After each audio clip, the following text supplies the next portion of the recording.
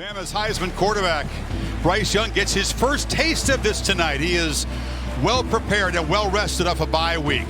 His buddy from Pop Warner football leads LSU, Jaden Daniels, a dynamic, electric quarterback, a touchdown machine the last couple of games, arrives with surging confidence. Welcome to ESPN College Football Primetime, presented by Subway in this presentation of the SEC on ESPN. A top 10 matchup, the Crimson Tide and the LSU Tigers. Dr. Pepper Championship Drive, game of the week. And welcome, Chris Fowler, Kirk Herbstreit, Holly Roy joins us from the field. First Saturday in November. Nick Saban's back in town. LSU, Alabama. There is a passion and a wildness to these matchups. There are just certain games when the two uniforms get on the field together, it's just right, let alone when it's here in Death Valley at night with LSU and Alabama and Nick Saban on the opposing sideline. Let's go. I can't wait to watch it. Whatever team wins has the driver's seats in the SEC West. In the East, Georgia has taken command. They had heard all the hype about Tennessee, the Volunteers #1 of the rankings. Stetson Bennett was inspired. Look at him dive for the pylon to set the tone. Boom. Yeah, he definitely sets the tone. Opening drive, has a little attitude. I guess people got to sell. They're calling him all night. He plays with an attitude to begin with. Next possession, and he throws the football downfield. Georgia out early and up big. Washington toe tap in the end zone. Georgia's defense, though, is the story, diffusing the high-flying offense. Here's Keely Ringo, the hero of the championship game with that pick. Another one here. Yeah, great job by the secondary, matching up one-on-one. But really, like most SEC games, it was the line of scrimmage. Georgia at home just too physical at the line of scrimmage. Tennessee couldn't run the ball. Game was over. So Georgia in command of the East. If Alabama can win this ball game, get another rematch between those teams in Atlanta. But the Tide haven't played that well on the road. At Texas, you know, the loss at Tennessee. None of the players experienced this with a full house. You're here in the COVID year, but it was not the same. And Alabama, I think, wants to go on the road and be able to put it together. You know, it's been a little bit of a theme over the last couple of years. They haven't played their best football. We'll find out how much they've improved in that area. And they're going to play a team that I think is improved greatly from where they were week one. LSU has certainly improved. 39 scholarship players when Brian Kelly took over in year one. The jury was out, but they have had consecutive wins over the Gators and the Rebels. And they roll in tonight with belief.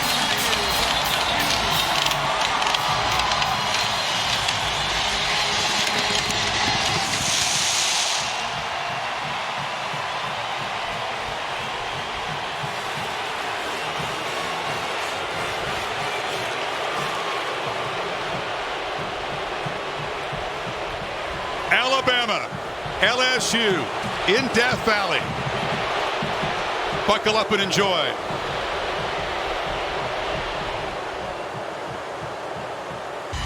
Coaching matchup tonight, the two guys with the most active wins. All divisions in the sport. Holly Rowe with Brian Kelly. Coach, you've accomplished a lot in college football, but this is your first LSU-Alabama game. How do you help your team maximize the energy and environment tonight? Well, maintain it, by playing well. I mean, obviously, they've got to be able to keep this crowd in the game by playing well against a great football team. You talked to me about slow start. How can you help your team? What have you done so they get out to a good start? Yeah, I think, they got to just focus on the fundamentals. They kind of get ahead of themselves a little bit. And if I think they just focus on doing their job early on, we'll be fine. Thank you, Coach. Have fun tonight.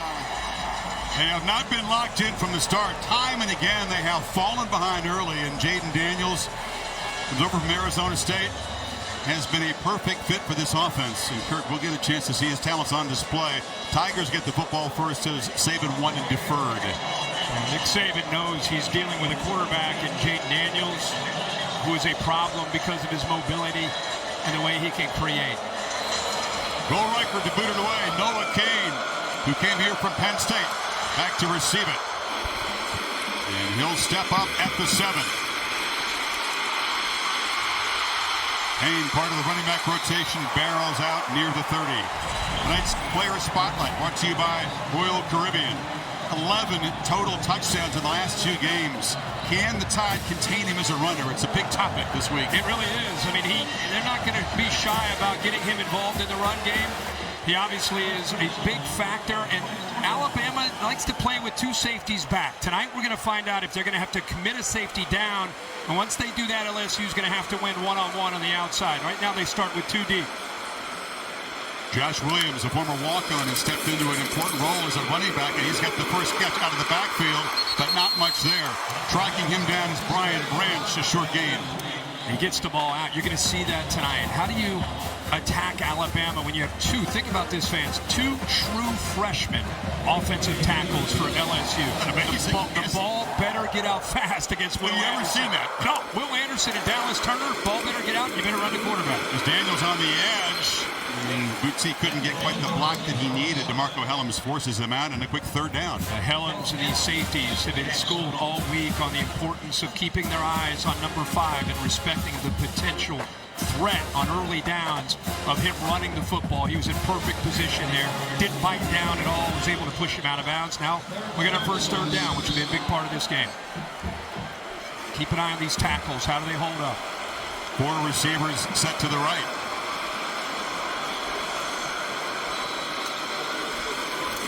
Five-man rush. Daniels under pressure, gets it out. Catch made. Slung down right away as Malik Neighbors. Let's see the spot. It's near the marker. Kool-Aid McKinstry stopped him.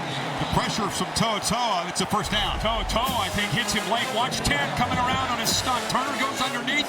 He hits him and hits him hard late. The flag is down. So they're going to throw 15 yards on top of this and potential targeting with him lowering the head. We'll see what the replay shows when we get a little bit of a closer look. Personal foul. Roughing the passer. Defense. Toa, a Butkus semifinalist. Welcome to Bama, Tennessee, Jaden Daniels. And Bill, what was your take on this as a targeting? Looked to me like he came straight up. There was high contact, but I didn't see him dip. I didn't see any indicator of a thrust. But it's a good call for roughing the passer.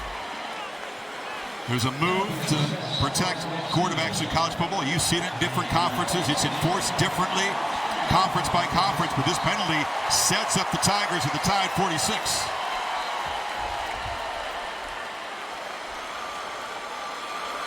We talked about the passion and the wildness of this rivalry. You see it in the first couple plays. Daniels on the move, outrunning Will Anderson. A flag is down as Daniels scoots out after an 8-yard gain, but this was in the holding zone. And Williamson in charge of this SEC crew tonight. And the true freshman, again, not the right tackle 50. To me, I think it was Will Campbell, the left tackle against Dallas Turner. That's the guard. There are a couple holes up there. Look at Anthony Bradford. These dudes know they will have their hands full, and that's a major concern for Kelly. Kirk, how could he help out those freshman tackles? Well, the way you help out is you run the football. You get the quarterback going, but there's 75 to your left. I see the hold on the far right. Once Turner gets by him, see 66 grab a hold of his jersey. There's another on the left, like 57. There are a lot of holds there across the board. Ball back in Tiger territory in 1st and 20. They plow up the middle with Williams. And just to finish that thought on how do you protect them in these obvious passing situations, it's got to be a combination of chipping, trying to help out, especially against Will Anderson, who'll be on the offense, is normally on the right side. And then you've got to be able to move that launch point. You cannot sit back there when you have a mobile quarterback who's comfortable throwing on the run. Get him outside, and especially changing it up on third downs. John Emery, Tigers excited to have him back healthy, joining Daniels in the backfield. They faked it to him. And Jaden takes a shot downfield, and it's out of bounds. No chance to make a play. Jeray Jenkins covered by McKinstry. And here's an example. You've got a running back, and the back helps here, and then you bring the tight end down, and he also is going to try to help out on Will Anderson. You see that right tackle, he comes down. Now you got 2 guys potentially to try to help on Will Anderson. There's your answer right there. It's a combination of different things like that. The right tackle that time, the freshman, completely out of the picture, and it was up to the running back there, Emery, and the big freshman tight end, Mason Taylor. 3rd and 15.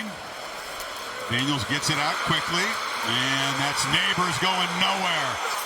flying up to make the play was toe-to-toe, and it turns out that penalty will not cost the Tide. Yeah, well, the penalty on the holding call that brings him backwards, it gets behind the sticks, cost LSU. Look at the leverage on the football. Obviously a tough call on third and long. They just got the ball out quickly because of that pressure. But you gotta love, you're an Alabama fan, love the position of those defensive backs. Nowhere to go for that quick throw. Jade Bramlett, who came over with Kelly from Notre Dame, package deal, is on the punt. He's a good punter, 3 years at Notre Dame, and he's up to a very solid start this season. Boots it up high, and McKinstry lets it bounce into the end zone. So we'll see Bryce Young and this Bama offense in this cauldron of noise for the first time coming up tonight. Bryce, don't worry, Daniels makes a lot of guys miss. From the 20, Bama's first play tonight. Young looking to throw over the middle, and he's got a man in the slot, and that's Ja'Cory Brooks. He's become a serious weapon for this offense. This gives you an idea how much respect they have for Letou, the tight end, how he works here. Watch the linebacker and watch how he moves and looks to the inside. His eyes right here actually open the slant right behind him. Bama a bye week since a pretty sluggish offensive performance the game we did in Tuscaloosa against State. Off the play action, flips it to Gibbs. And Gibbs is the top running back and the leading receiver on this offense. 2 weeks he's had a chance to throw the football, and he feels great tonight. Yeah, he settles into the game so quickly, whether it's home or on the road. Such poise.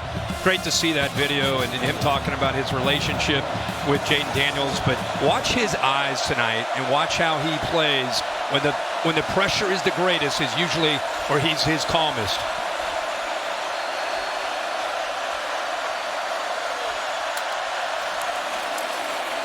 Going to throw again, patch the ball, and finally finds that man Letou, the tight end, over the middle, and he's inside the 35.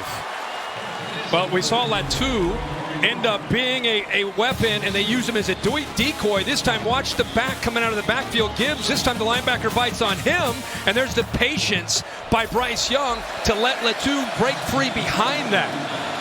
Great job both times of being patient, letting that linebacker clear out, and then making the throw. Gibbs, first running play of the night, and the speedy transfer from Georgia Tech is loose, and he's down near the 15. Man, does he cut quickly. He sure does. He's getting some great blocks up front.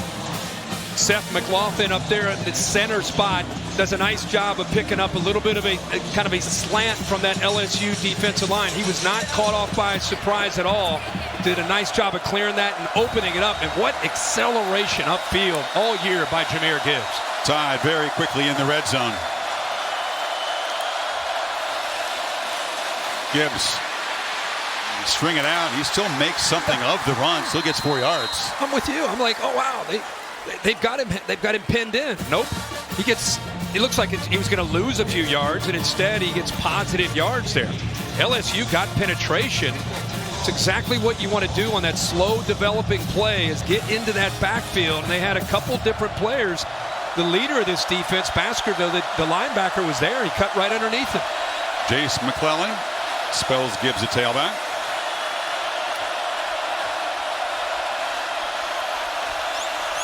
Young directing traffic. It's Burton who moves closer in the slot. McClellan following some blockers, weaving his way and fighting down inside the 5. It'll be first and goal. Greg Penn stopped him.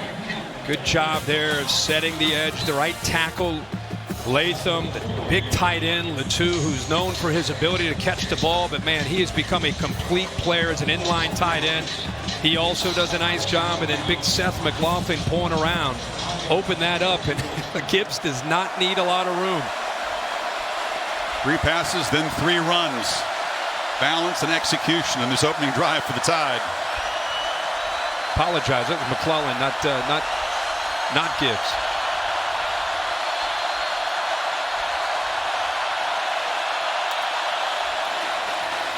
And it's just deafening down there at the end of the stadium. But the Tide look, as you said, key enough, their quarterback very calm so far. Well, somebody's got to make a play. Why not the true freshman trying to get down in a hurry? just anything you can do to help out. They think that Harold Perkins, as a true freshman, 40, has a chance to be the next superstar for this program that Brian Kelly is building in this defense with Matt House as a defensive coordinator. Tigers desperate to make a play and not fall behind yet again. Last 4 opponents have scored touchdowns in their opening drive. Young steps up from the pocket and delivers a late throw into the end zone. Bad decision. Intercepted. Jarek Bernard-Converse. An enormous play in the opening minutes.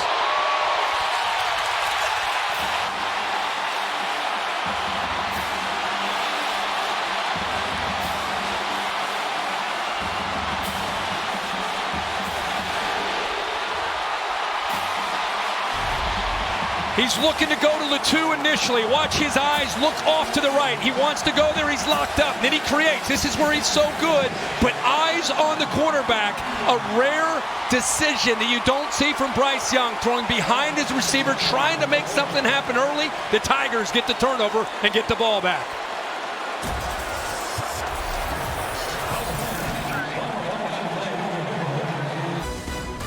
ESPN College Football Primetime is presented by Subway. Try the all-new Subway Series menu.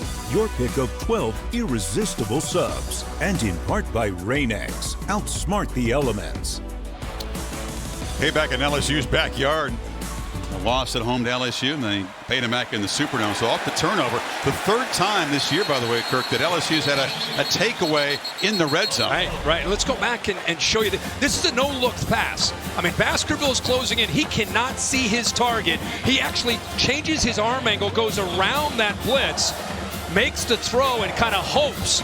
And again, a rare pass behind the receiver where Bernard-Converse comes up with that pick. The best free-form player in college football at the quarterback position, but his improv skills got him in trouble. You know, LSU, instead of falling behind instantly, little pep in their step as Williams gets a first down across the 30.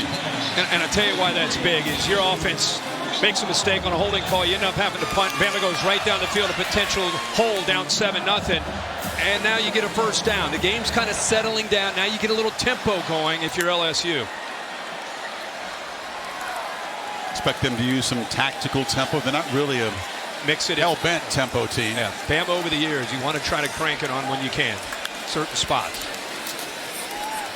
Daniels keeps it, cuts up, ducks down. And you see the suddenness, his ability to sort of maneuver in tight spaces. Yeah, exactly right. He cut right underneath Dallas Turner. And again, all eyes are on him because of the respect they have and how much he's involved in their run game. But even there, it didn't look like he had much of anything. But as soon as he saw that he had this defense running sideways, he put that foot down, cut back behind them, and he gets positive yards. More running yards than any quarterback in the country this season, even though he's 19th in attempts. It's because he is consistently moving the chains. They swing it in the flats. Emery, who is spun down, and a horse collar flag on the tackle by Dallas Turner. Oh, yeah. Obvious call. Obvious call. Dallas Turner trying to hustle to make a play. Just had to pull back there. And just being aggressive, it cost him. Personal foul. Horse collar tackle. Defense number 15. Second personal foul early in this Tide defense. Money's worth. Ooh. Yep. Emery's kind of been battling to try to get back from some injuries. Really a kind of one you pull aside there, Bill, for a clinic reel. Is that pretty obvious? Yeah, that was a classic horse collar tackle. Exactly what the rule was made for. Causes injury to the legs. Last time the Tigers were set up here, they had a holding penalty spoil the drive. Keep it on the ground. Running into heavy traffic. Jaheim Oates, the true freshman tackle, stopped Emery. Pete Golding, the defensive coordinator, making it pretty clear in these first couple drives, they're attacking with their linebackers. Pete, of course, the defensive coordinator, he's bringing downhill pressure. He wants to try to put LSU, take this running game away, put them in obvious passing situations, and then attack those freshman offensive linemen on the edges. But they've got to try to take away the running game on the early downs. Attack is a good word. It's a defense playing downhill. Yep. Daniels rolls, scans, nobody open, and he'll just be shoved out of bounds on the far sideline by Toa. 3rd and long coming up. Play impact players when LSU's got the ball. I think LSU, you got to look at Boutte on the outside, who's really improved. I think he's been able to get his feet settled with his new system. And Malik Neighbors, number 8. They've got a lot of different guys they like to get the ball to. Of course, Will Anderson and Eli Ricks, the LSU Tiger, who is now playing corner. He emerged in a game you and I had, really his first start. People thought he would start right away after transfer from LSU, and it took him some time to work himself in the lineup. And now here he is going up against his former team. Emotional night for him. Oh, yeah. 3rd and 11. They heat up the pocket. Daniels stands and delivers, but he was affected by the pressure and bounces the ball to Jenkins. Boy, Josh Williams did his best job. He recognizes he's got a blitz. He's got to pick up from Brian Branch. He comes over to be able to help out. Watch this. Boom. Brian Branch pushes him right into the backfield. And give Jaden Daniels credit. He saw those crimson jerseys flashing. You'd think he would pull out of there and run. Instead, he sat in there, just could not deliver an accurate throw. Again, on 3rd down and long, Bama is coming after that offensive line. 1 sack and a bunch of quarterback pressures already on Daniels by this Bama defense. Twice, LSU's getting into Bama territory and stalled.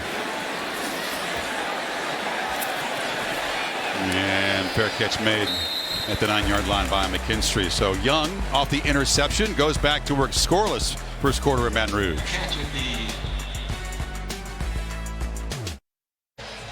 Great Paul Bryant called this the toughest place for visiting teams, and he almost never lost here with his Bama teams. Saban 12-4 against the Tigers at Alabama. Of course, won the championship here in 03. We were here in 08 when Saban came back. Game day was here. His first visit back here as Alabama's coach. Was that intense? Wow. Wild.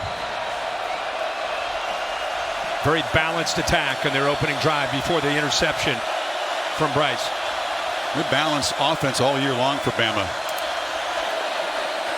Off the play action. Wide, incomplete. Tried to get it out there to Brooks. I think it was a good job of bringing pressure there and getting a hand on the ball. That tip there at the line of scrimmage, the pressure, that would have been a completion.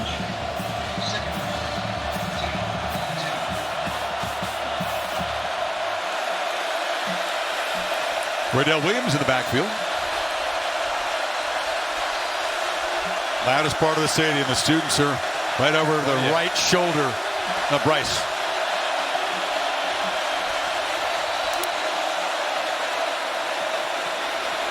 Young has time, delivers right down the middle into traffic, diving Ja'Cory Brooks. Couldn't come up with it. Really good job here by the safety, and I think it affected the accuracy of this football. He's looking to get the ball to the left there to the tight end. He's double covered, and then that bracket comes off and flashes right in front of the eye. See that he had 2 on Latu, and then he comes over and gets in the way of the throw that was intended on the crosser there. Looked like Burton coming across. Deafening on 3rd and 10.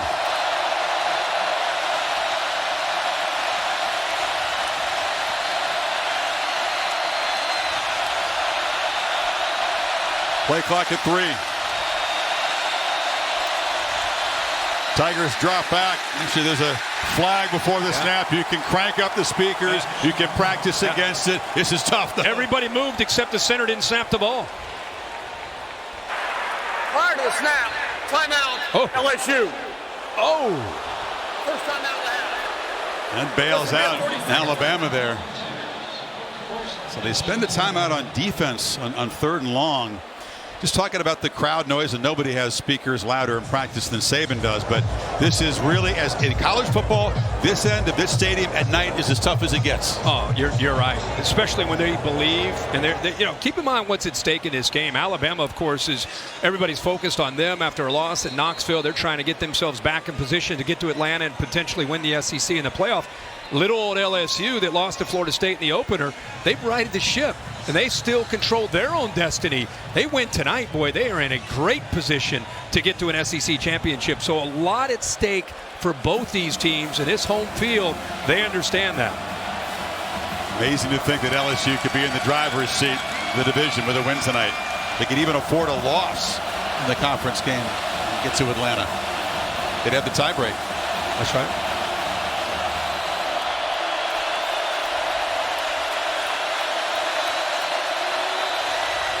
This time they show pressure on 3rd and long.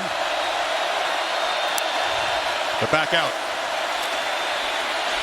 Young steps up, has some grass, has a long way to go, and will be stopped just short of the marker.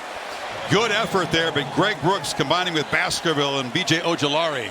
Yeah, they are 6 different defensive backs on the field, but they're dropping. Watch 18 right here. He's dropping, but he also has eyes on Bryce Young because of this. Good job of leveraging, keeping him short, about a yard short of that first down marker. So good job sinking in zone, eyes on the threat of the athletic ability, and that time they kept him just short of the first down. You drop as deep as he does, you got to run a long way to get to the marker. It was a heck of an effort. LSU may try to come after a punt. Their punt returns have been an adventure this year, not in a good way. Gregory Clayton catches it bounce, and that's what they want to do. They prefer a fair catch, but they don't want a muff. They've had plenty of those this year. Oh, yeah. And Chris, you and I over the years, I think everybody's watched some of the notable dual-threat quarterbacks that have given this defense of Nick Saban's a threat. Tim Tebow, Cam Newton. Think about Nick Marshall, of course, Deshaun, Bo Nix, Hendon Hooker this year. I think back, Hugh Freeze had a few himself with Bo Wallace and Chad Kelly, and you can see what Jaden Daniels is capable of doing, with his ability to create not just the design QB run, it's when he starts to improvise that I think has the attention of the Bama defense tonight. Can he throw the ball well enough against the attack that he's facing, and the coverage that he's facing tonight is the big question. Really let it rip, Kirk. He's cautious by nature. Only one pick this year, but Kelly says that's not necessarily a good thing. He wants him to be riskier, calculated risk, but let it rip. There's a low throw here, caught by Malik Neighbors. It's a first down. McKinstry gave him a cushion. And I think what you're saying is early in the year especially, I think he's learning a new scheme. He's learning new receivers, a 2-year starter at Arizona State. Right here, he would have been late on this ball. This time he gets the ball out, has one hitch, ball gets out, and it gives Neighbors a chance to work himself back and still be beyond the sticks for that first down. Short route so far, 6 completions for just 24 yards. Keeps it on the edge, and they did a great job. That's textbook. They strung it out, forced him back, and stopped him for a yard gain. Yeah, it sure is. And watch in the background, you get motion here, and Branch goes with him. But I want you to keep your eyes on Branch, who I think is becoming the guy in this back end of this defense. So he's got to worry about the receiver, Boutte, going motion, but eyes on the quarterback the entire time to allow him to come off of the receiver, peel back, and make a play right near the line of scrimmage. You know, those players have heard the narrative you talked about. Running quarterbacks always give you guys problems. Oh, yeah. They're tired of hearing about it. 2nd and 9. Ball lofted downfield over the head of Neighbors. Interesting matchups on the edge tonight. Oh, yeah.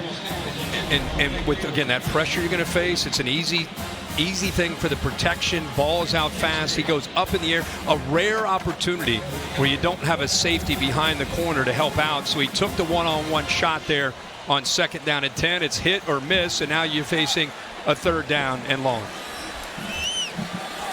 Yeah, all the 3rd downs have been 3rd and uncomfortable with this Tigers offense so far. Daniels escapes pressure. Anderson chasing him down, and it's incomplete to Brian Thomas. Was he across the line when he threw it? Looked like he was. Yeah, he was looked like about a full yard. Well, Nick might have got bumped into the headset. Needs some work on the sidelines. But how about just keeping that play alive? I mean, Bill, you're looking for any body part at all to be behind the line, right? He has to be 100% across the line Right, at yeah. the release point. Pass from behind the neutral zone, beyond the neutral zone. Number 5 on the offense, 5-yard penalty for spot the foul. Is his right Russell foot? lost it down. I've Now got him fourth down. still behind the line. Replay's buzzing right now. They're going to reverse this call. Careful, coach. It was incomplete anyway, so it's worth 4th down. Coach Saban right there. McKinstry went into him, and Nick didn't show some quick, so the headset didn't fare as well as the coach. No, but he's got his game face on. He bounced up, ready to go. Glad he's okay. He's got to be pleased, by the way, that his defensive backs have played so far tonight. That's the area, of course, where he spends his focus, practice. You and I had them the next game after the Tennessee debacle for that secondary, and boy, did they look a lot better when they played against Mississippi State. Of course, they're reviewing whether or not he was across the line of scrimmage. Bill feels like he had maybe that right foot still behind the line, but that secondary really performed, I think, to their standard the last time out. They had the bye week to get healthy, lock in on this scheme. You give Nick Saban 2 weeks to get ready, and Pete Golding, usually it's going to be a tough night for any offense. This is just a matter of where the ball is going to be placed for the punt. The pass was incomplete, so it's 4th down. Let's see what Ken Williamson has to say. After further review, the ball was released from behind the neutral zone. Therefore, there is no foul for legal forward pass. The result of the play is an incomplete pass. It's 4th down. Thank you for the explanation. Ken? What a scene right there. What a scene all day around here. Man, that's the thing, outside of the stadium. Yeah. For like 6 You ever hours. tailgated outside here? Have I? After we did game day, No, I had no further responsibilities. I was out with the people, T-shirt, baseball hat. Boy, it looks Do it fun. sometime. Before Don't worry. At some point, I will officially retire, and I will just travel around the country and enjoy tailgating. It looks like a lot of fun. I can vouch for that. Here's the punt. Oh, he gets up in the jet stream. That's a good one. McKinstry won't even field it. Just takes a sideways bounce out of bounds at the 10-yard line. Talked about these guys being friendly Pop Warner rivals. Then they trained together.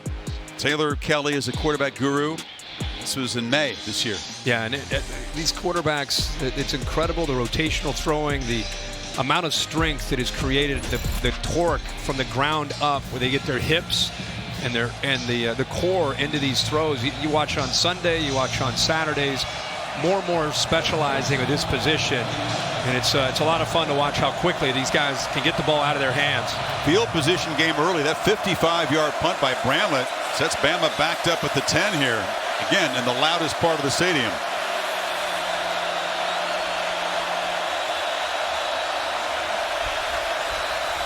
Comes a blitz.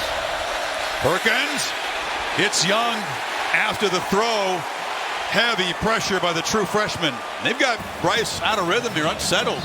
Yeah, and you know, I think Gibbs missed that, and you could see him coming on the hard count, and you could see that. Watch the running back miss his pressure. He showed it initially. Now Gibbs has got to get out of there quicker. He's got to be able to recognize that pre-snap, the threat to be able to take care of his quarterback off that right edge. Perkins, a Texan with a huge future, making a big contribution here in his first year of college football. Young has protection this time, goes down the sidelines, and that's Ja'Cory Brooks going up and making the catch. Out of bounds. Ruled him out, though. Yeah, he caught that football, but he could not get his right leg or right foot down in time. Gutsy throw, backed up near his end zone, gets the ball out early. Good effort there to get it in, and Brooks makes a great catch. He holds on to it, but again, you can see in the replay, just not able to come down in bounds. Young started 3 for 3, then threw the pick, and the last 4 have been incomplete. Last third down and long, they showed pressure, got out of it, and kept eyes on the quarterback after the scramble. Oh, movement up front.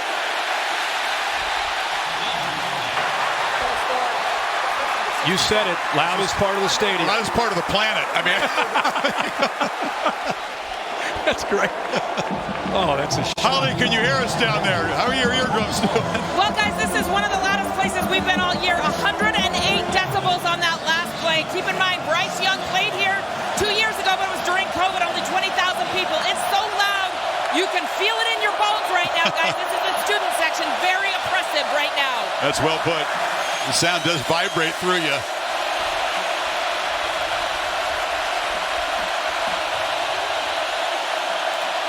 Snap it at 3 from the end zone. Young dodges pressure, just bounces the throw. B.J. Ojulari got after the quarterback. This is a fired-up defense right now. What really good job by Perkins, who comes off the right edge. The defense is left. This is the true freshman. He forces him to have to get out, and then you'll see LSU bring around the defensive end, see him twist around, but it's 40 that ends up getting him out of there. And then Ojulari is able to apply that pressure. Got a little bit high and got away with it. James Burnap, the Aussie, from deep in his end zone. Gets it away, but it's ugly. Low or high and short. It's going to get a favorable bounce. Clayton couldn't get up there and make the catch. And for the second time tonight, the failure to make a fair catch has cost them precious yards. So Matt Berry for an update.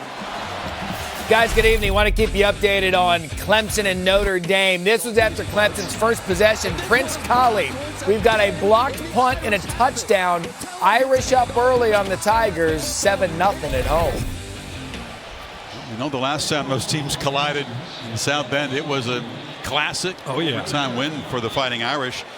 Clemson, obviously, with no margin for error as they chase a playoff spot. How about this first quarter? Typical LSU Alabama game of field position, right? These special teams and hidden yards could be big. Neighbors has blockers on the end around. The Tide closed it down pretty quickly. Looked like it was going to result in more than a 6-yard game at first. I'm with you. I think if he were a little more patient or would allow that convoy to just kind of set up the blocks, I think he could at the very least gotten a first down. I noticed they're changing up some of the play calling with Mike Denbrock here. Instead of just running the ball, comes in with an idea that, hey, they're going to attack us on early downs. We got to either throw the ball, play action, reverse, something to break the tendencies of running on early downs.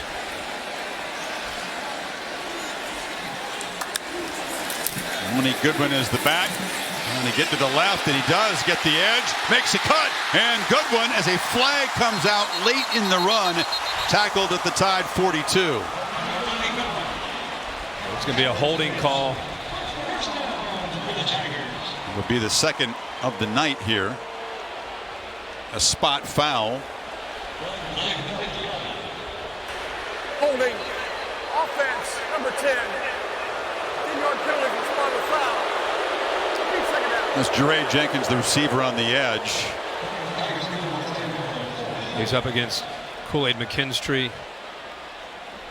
Got his arms around him and just held on to him, wouldn't let go. And McKinstry, of course, does a good job of letting him know. They bring it back. He spotted the ball back at the 40. Yeah. That penalty was beyond 10 yards from that, where it took place. That's interesting. So, no score after one in Baton Rouge. You're watching ESPN College Football Primetime.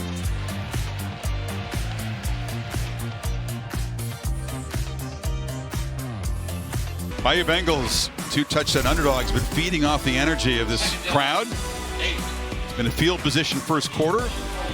Tigers begin the second from their 40 with a 2nd and 8. Physical first quarter. Very physical. Penalties have played a key role already.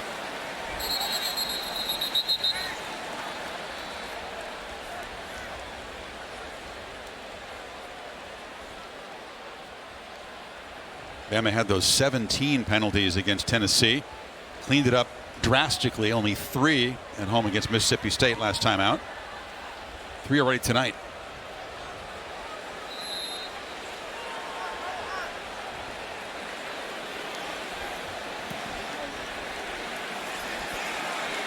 Noah Kane is the back.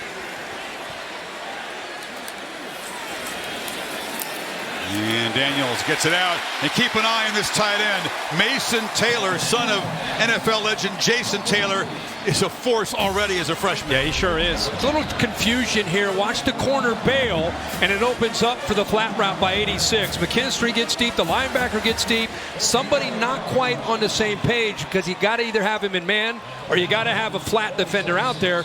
Nobody's out there, and an easy throw and first down. Good DNA, but man, is that dude man, fluid. Ball skills. He's become a better blocker as a tight end too. That slant was tipped at the line.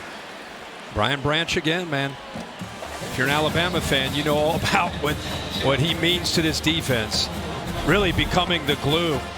Like I've said in the past, there's always that defensive back for Nick Saban and Pete Golding's defense over the years. Go back to even when Kirby was there. He can play nickel, he can play safety, play what they call money, where they get him up like a linebacker, but he can cover people. Great leader back there. And running right into the arms. The tackler was Kane. That was Jalen Moody swallowing up. He committed down. Really thought you could see the potential of Daniels pulling it out. Watch to your right. 42 will flash. Both edges set by that Alabama defense. That was a predetermined handoff, or he would have pulled that and gone around the edge there with Moody collapsing down. Now it's another third down and long, and they're 1 for 4 so far tonight. Haven't seen Keshawn Boutte targeted yet tonight, Kirk. He's been surging. 16 catches the last 3 games. Haven't looked his way yet. Daniels in the pocket, pinballing around, and Will Anderson and company knock him down. Turner was there as well, toe-to-toe also. Well, that's a good job of just squeezing the pocket, kind of coming in from the outside, not letting him go anywhere, not letting him escape. Just keep him inside. If you're number 5 there, you've got to have an internal clock. You know that eventually, even with good pass protection, Will Anderson or Dallas Turner are going to get to you. You got to get out of that pocket, and you got to try to get something or throw the ball away. Both quarterbacks feeling the pressure tonight. Second sack by the Tide, and they have pressured Daniels on almost every dropback when he's held the ball for any length of time. Bramlett again going to do his job, and for the 3rd time tonight, Bama's going to begin a drive around their 10-yard line.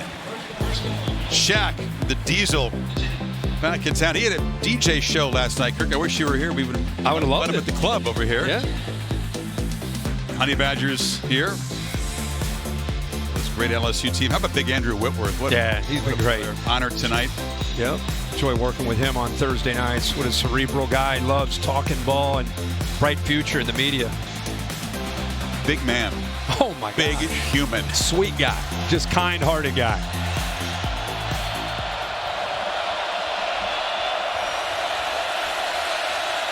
How cool to see him going out on top. Gibbs runs through a tackle. Stutter step, flag out as he skips out of bounds at the 15. A couple of them in that offensive pit area. Yeah, looks like they threw that right at Seth McLaughlin, the center, who was trying to get around to try to help out to get Gibbs to the corner. Holding offense number 56. Half the distance to the goal. Be first down. Often a very experienced guy. He's played in a lot of big games in Alabama. Kind of a center rotation. They're not really settled on one guy. No, but all I know is they move back even further, closer to that goal line. It seems like these last, as you said, the last 3 series, Bryce Young's either in his end zone or close to it.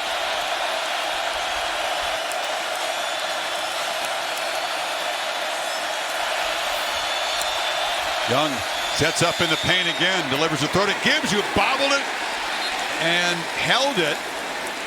It is complete for a very short gain. Good job of holding on here. Such a reliable receiver as a running back. And good job by Bill O'Brien saying, hey, let's get the ball out in a hurry. The only reason he bobbled that, he secures it. His eyes got up, looked to see where the defender was, and it almost cost him. Tied 0 for 2 on 3rd so far. Need 12 on the 2nd down play to avoid another 3rd and long.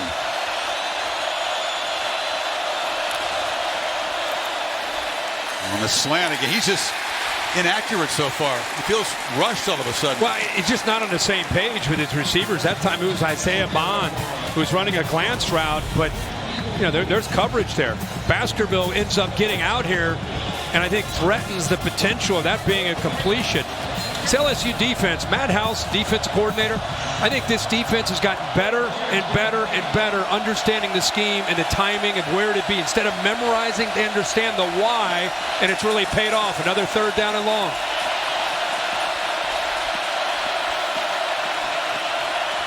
Everybody walking up. Who's coming? Who's dropping? They only rush 3. Young scrambles from the goal line, delivers out of bounds, incomplete. That was Riddell Williams out of the backfield. Harold Perkins again brought the heat to the quarterback. Yeah, we keep telling you about Perkins. He's had an incredible true freshman year. This time, instead of blitzing, he's just going to spy.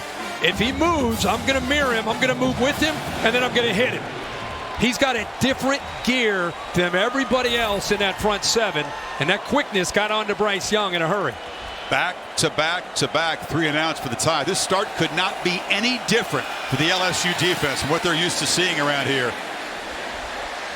Clayton this time does make the fair catch. They get down 13-zip to Mississippi State, 17-zip to Auburn, 17-3 to Ole Miss. Totally different vibe here tonight for LSU. What you got for the Modelo fighting spirit moment? Early in this game, it's been a lot about Brian Branch's versatility and what he does in the back end of this defense. He's in coverage, awareness there, covering a receiver in motion, but comes back to make a play in space. 3rd down and 11. Why not bring him? Just thumps the back Josh Williams. And then also, he just kind of times up his blitz there. Can't get to him, so he gets his hands up. Just like I've said, always that great safety that can do a lot of different things. Micah Fitzpatrick, Xavier McKinney, and now we're seeing him become Brian Branch. Tigers begin in plus territory. Emery muscles forward, still driving those legs. As a young guy, he had a 54-yard touchdown run against the Crimson Tide a couple of years ago. When he's back healthy, he is a boost to this offense. Yeah, in a 0-0 game that's a field position game, this is huge. It's not just him. It's the entire offensive line. Leg drive, but watch as he gets caught up. Look at the lineman. That's a true freshman, 50, just pushing people. That's an attitude run and effort from LSU. They didn't pick up the 1st down, but you love to see everybody get involved there.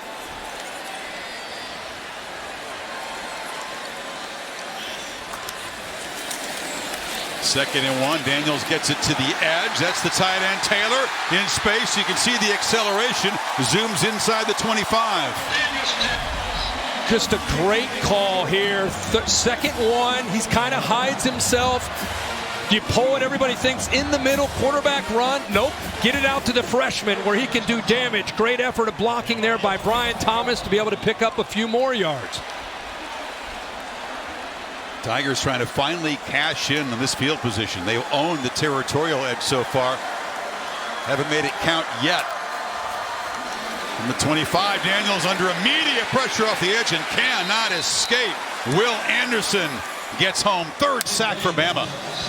Will Campbell, this time he gets a feel of Will Anderson. Will Anderson's been lining up on the other side. Oh my gosh. There's nothing you can prepare yourself for. Even in practice, you're not seeing that. You're seeing Friday night guys a year ago and a Sunday afternoon dude tonight. Right, exactly. He played high school football last year, probably really good program, but now he's up against Will Anderson, and they moved again. The defense is left, now he's on the right. Credit to anybody who plays in this league as a freshman tackle. Emery makes a cut. Did he stay in bounds? Twists and scores! LSU draws first blood.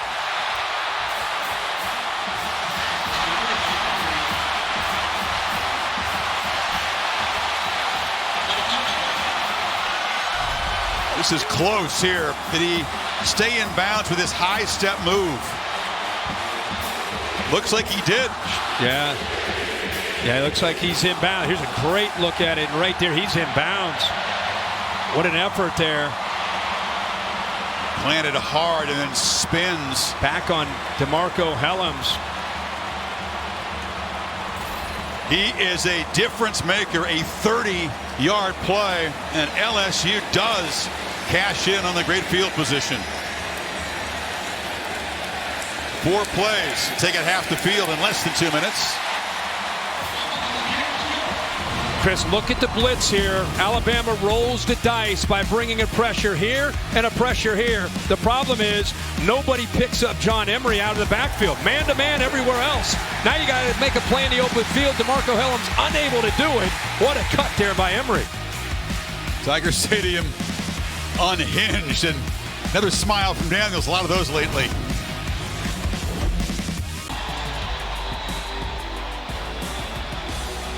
Joe Burrow went to Tuscaloosa. They put 46 on the tie for that championship team. John Emery, 30-yard swing pass is a story. He was an ultra highly touted guy, right, in 19. Sat out the entire 21 season. Yep. 600 days between football games. Unreal. So game 3 this year. Unbelievable, and he's such a talented guy. You know, I know Nick Saban there is well aware of him. I'm sure he recruited him, but he was fired up after his Alabama team went over to the sideline talking to Chris Braswell. Showed you the blitz there. Braswell came, Toto came, and nobody was left to pick up a talented running back like Emery. And when that defense came to the sideline, boy, he went after Chris Braswell. So a mix-up by the Alabama defense. A little breathing room finally for the Bama offense. They take over at the 25. Gibbs harassed immediately. Ojulari was there, and they get him at the line of scrimmage. Well, this defense is coming alive. There's 10 and 41 both blitz, right? And again, we said nobody's left to pick him up, so you got to avoid. This is a big part of what Brian Kelly wanted to do, try to create some confusion. And Alabama right now, Nick Saban, frustrated. Daniels has been so cool all year against the blitz. Really an effective quarterback. Bryce checks it down. Brooks hit hard and knocked down behind the line by Bernard Converse, who had the pick in the end zone earlier. Well, they are doing a really good job. Watch the secondary. Usually you see open receivers. Nobody open downfield. Trying to get pressure and stay in zone and keep eyes on Bryce Young, mixing up their looks. Matt House doing a really good job of changing things up and making Bryce Young play out of rhythm, which we're just not used to seeing. Yet another 3rd and long.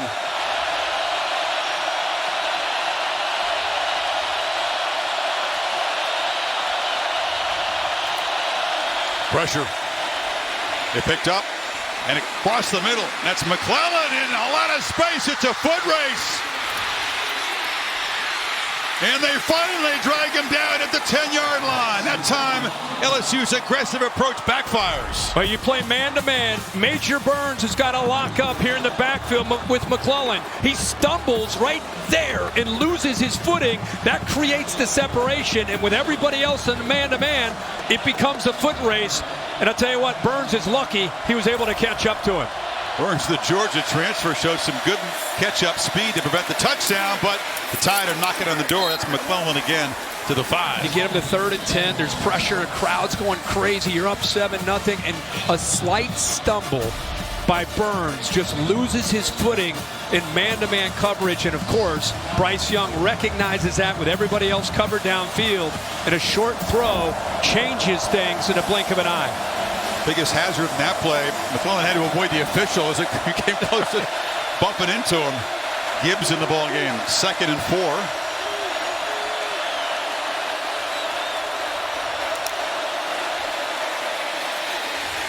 Nothing in the middle. Wall of the Tigers have been a very stout defense in the red zone all year. Now watch 11 knife in there. Win his gap. Also saw 18 Ojulari. 11 is able to be in there a lot. It's hard to run it or throw it against this team in close.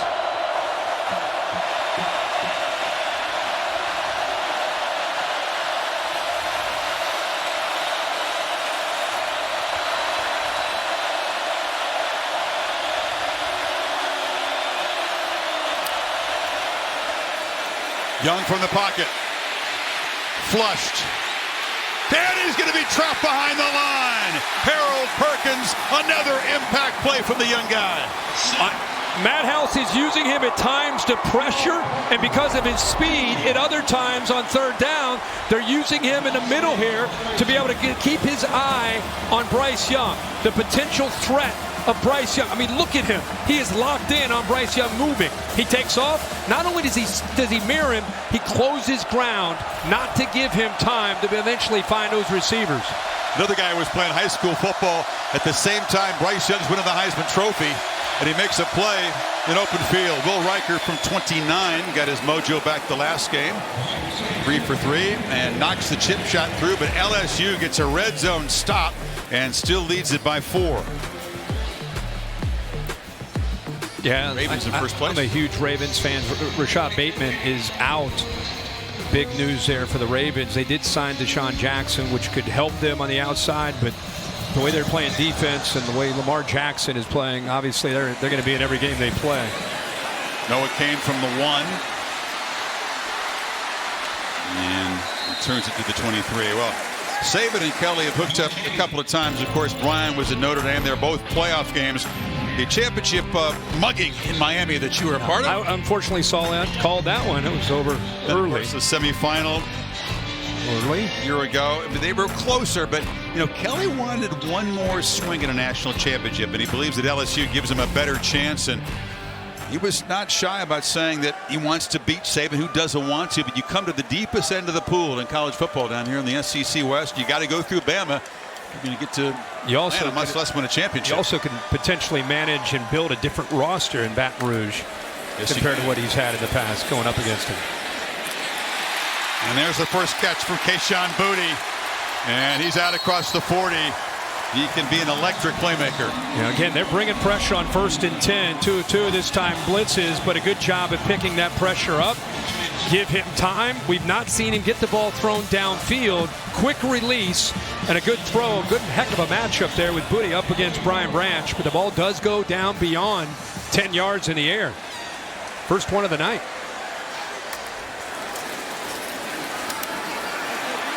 Emery makes the cut. Boutte, a guy who had such tremendous hype, then lost about half of last year to an ankle injury, struggled in the opener. And Boutte became a father about a month ago, and since then has just kind of relaxed and settled. He's not pouting anymore. He's sort of very involved and been surging. Yeah, I think he was pretty emotional early in the year. He had a new coach. He had a lot of things going on in his life. It seems like he, as you say, has settled in, and it's really paid off for him these last 3 or 4 games. He waited until late second quarter to look for him the first time. Now he's got his second catch, but they are all over him. Jalen Moody has been active tonight.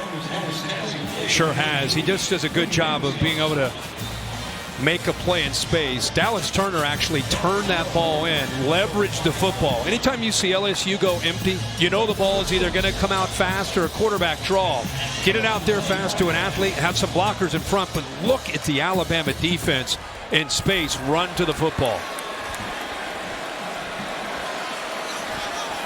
Tigers 1 of 5 on third. Pressure again. Daniels hooks it short, but knocked down immediately as Josh Williams by DeMarco Helms, and the Tide get a stop. Here comes the punt team. And that's Alabama defense there. Third down. Brian Kelly knows that's the challenging part of dealing with the pressure. He had time, but a really good job of being able to come off of the pressure of the blitz. You've seen Toto a lot of times coming free on blitzes, but that time he and DeMarco Helms right where they needed to be to get LSU off the field. See if Bramlett can pin the Tide back one more time. Special teams have not been a strength for LSU this season. Bramlett's been one of the few bright spots. That's not his best kick. There's a flag down as the ball is going to roll down about the 28.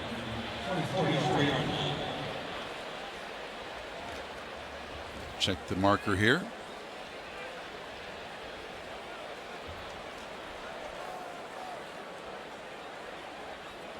So Bama, 151 total yards. The running game has been held in check very well tonight by LSU. The kick, holding, receiving team number 19.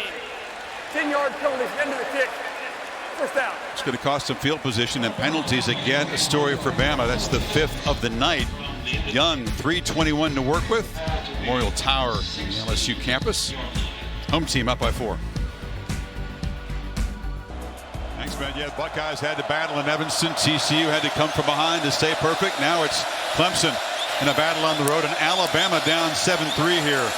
Gibbs celebrates for a 6-yard gain. Fouché on the stop. You know, Alabama had, you see their drive chart, the interception, the 3 punts, and then they get the big play with a throw out of the backfield to McClellan in man-to-man coverage, and they get a field goal. But don't write this offense off. They have potential to score and potential to get into field position, as you saw in their last drive, in a hurry. 5 of their 6 drives, Kirk, beginning from their 21 and end. Exactly. Young across the middle. Again, pressure enough to affect the throw. He bounces it way short. But they're doing a really good job of just winning some one-on-one blocks and being able to sit back in zone. B.J. Ojolari that time just pushing that pocket. Remember, Bryce Young is undersized. They list him at 6 feet. I don't know how tall he really is, but when the inside pressure gets in, coming right at him with his face, it's hard to find lanes for him to be able to be effective and throw the ball. That's a great point. And that was their philosophy. That was their intent, to kind of squeeze the pocket from the inside.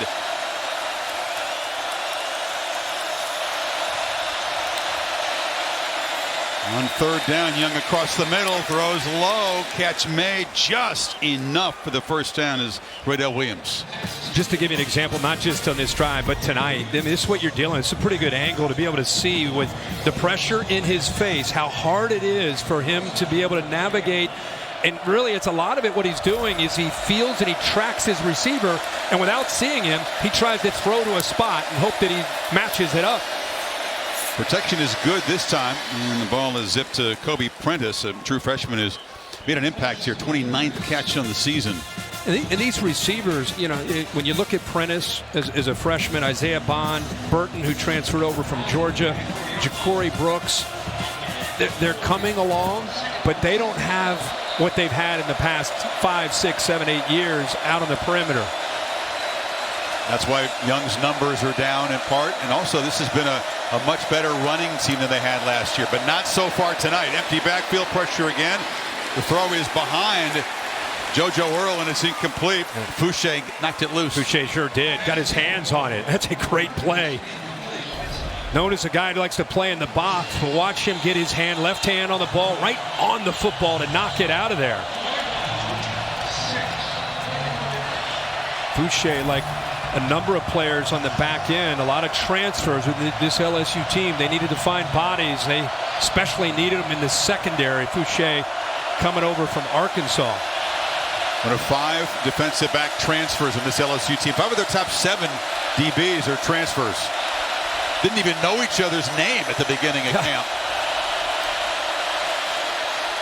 Pressure again. It's picked up this time, and Gibbs catches the ball near top speed and goes for a first down to the 46. You got man-to-man. Watch Gibbs here, and then comes underneath, and watch the coverage on the back end.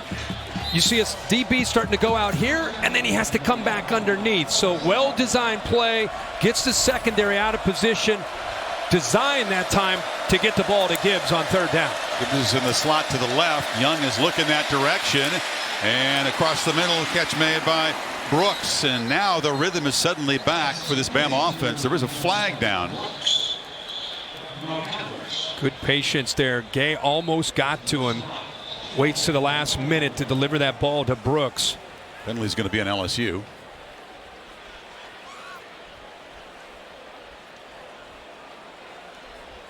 I think it's going to be on Major Burns, who tackled a receiver away from the ball. On the defense, number 28.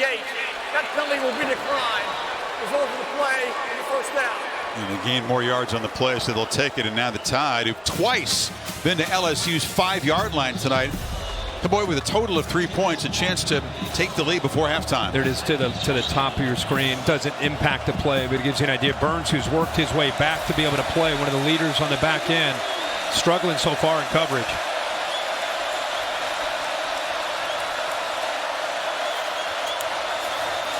Tigers back out. Young has time to scan and flips it to Latu, and he's going to be spun down, lost the ball. It comes out. LSU says they've got it, and they do. The second turnover tonight for the Tide. Wow. Sage Ryan just somehow holds on to the bigger tight end, doesn't give up on the play, and rips the ball away from Latu. I mean, this is a big gain for Alabama. Deep in LSU territory, as I said, he didn't give up on that play, and before that ball can get out of bounds, LSU jumps on top of it. Greg Brooks makes the recovery. One of those transfers from Arkansas. Ryan is a freshman. The young guys have made some huge impact plays for this Tigers defense tonight. And another missed opportunity for Alabama in plus territory. This play's under review, gentlemen, because when he lost the ball, only on the field was a fumble and recovery by the defense. When he lost the ball, he was out of bounds, and he reached in and touched it before there was possession. So that means you got to fumble out of bounds. So they're going to keep the football. Really? Okay. Coach us up here, Bill. I don't understand that. Let's see where Brooks was when he recovered it. Ball's out, right? Defender's there. The defender did not have possession, and when he reached back in, he touched the football, and he was out of bounds. So that's a dead ball. Just so I understand, how does the defender not have possession? Is it being bobbled? It looks like he has it. He's just starting to grab it, but he doesn't have what we define as possession. That's cool. I'm just kidding. So by Latu having just his hand on the ball, he's considered out of bounds. Because his body was out of bounds. But does he have possession of the ball? No, but he was an out of bounds player who touched the ball. Okay, so instantly it's done. Yes, sir. Wow. You're up here just coaching us up here. But did he touch it before Brooks got possession of it? This is an interesting review. You never see this kind of a thing, Bill. It's a tight, tough one. But I would say he doesn't have possession. He's just starting to put two hands on it. But he doesn't own the football yet. This is what an enormous review this would be. You guys get yelled at all the time down there. You got to make a call like that? How in the heck do you make that call? X-ray vision, I guess. I mean, that's impossible. If it goes the way you're saying, Brian Kelly's going to...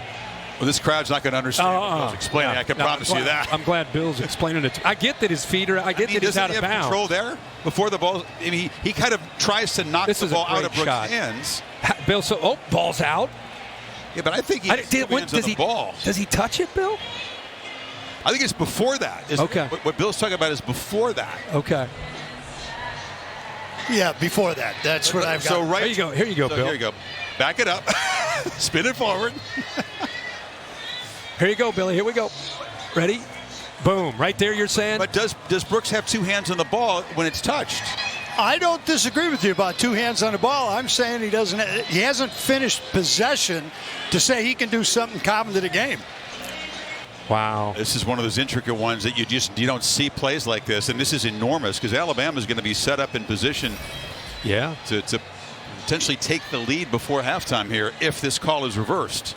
Have all three timeouts if, in fact, as you say, it is reversed. Ball's going to be right around the 25-yard line. Bill, I can't wait to have you explain this on social media, what's going on here. It's going to be fun post-game.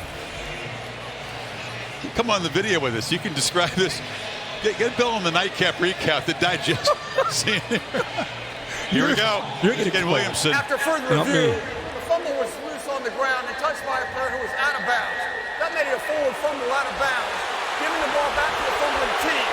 And the Alabama ball, first and 10, 36-yard line. Chapter and verse. Bill was right. Brian Kelly wants his own private explanation. The crowd drowned him out. Once they knew it was going to be overturned, and that long explanation that Ken gave was lost on them. I'm just really, really impressed. I thought LSU, another opportunity. They're able to get their offense back out there with 120. Bill instantly sees it, says, wait a second, they're going to have to review it. I think it's really close, to be honest. Really close. But it's the call, so Alabama, 3 timeouts, minute 20 to go. Ball right around the 26-yard line. Kelly still wants an explanation. I think Crowd is stunned. They can't figure out exactly why their defense is back on the field.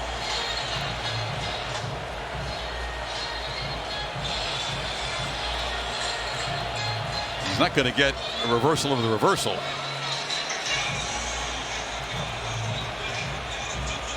You just don't see often. He's being patient. He's listening. He's being. You think he's being calm? I think it's. Okay. So you're. Now he's doing the lead. No, he's doing the lead. Well, he's saying what I said. Yeah. The guy had two hands on the ball, and I think but he never had possession of it. It was touched first. The way I was just coached over here to my right by Bill, he just coached me up. Now we'll see if this reversal of fortune, the Tide can take advantage of it.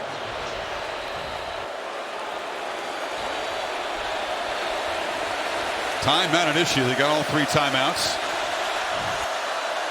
Gibbs to the far right. Plenty of time on the clock. The LSU coach is trying to get their attention. Long throw again. Just miscommunication as the receiver and the quarterback on different pages. Yeah, again, I'm just not used to seeing Bryce Young and his receivers just not reach. So what happens for fans, it's a lot of times the route is called, but if you get a certain coverage, you run this route. If you get a different coverage, you run another route. And so the quarterback and his receiver have to be on the same page. Well, Bryce Young clearly saw soft coverage. I'll get the ball out, and the receiver didn't read the same thing, so it's a miscommunication. Gibbs, a running back who is a very talented receiver. But the misfire makes it 2nd and 10. Young from the pocket, pressured again, tried to find Gibbs again, and it's 3rd and 10. Boy, watch Wingo there. Yeah, watch Wingo off the edge here. He's normally plays in the inside. He's an undersized big 3 technique, but look at the power. Again, sometimes it's not about the sack. It's about affecting the quarterback, which is exactly what Wingo does there.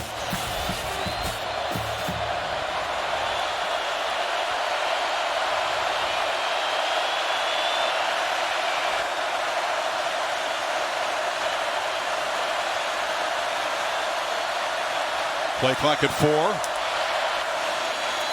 3-man rush. Ball out. Catch made. Stopped short of the marker. So he looked for Gibbs 3 plays in a row. Finally connects, and it's 4th down and 2. Jay Ward stopped him. Good job of reacting to that. Again, you saw Harold Perkins, defensive end, outside linebacker, spying, but the ball is thrown. Playing that zone, they're able to rally to the ball. Nick Saban has an interesting decision here. And let this clock work down and use his timeout.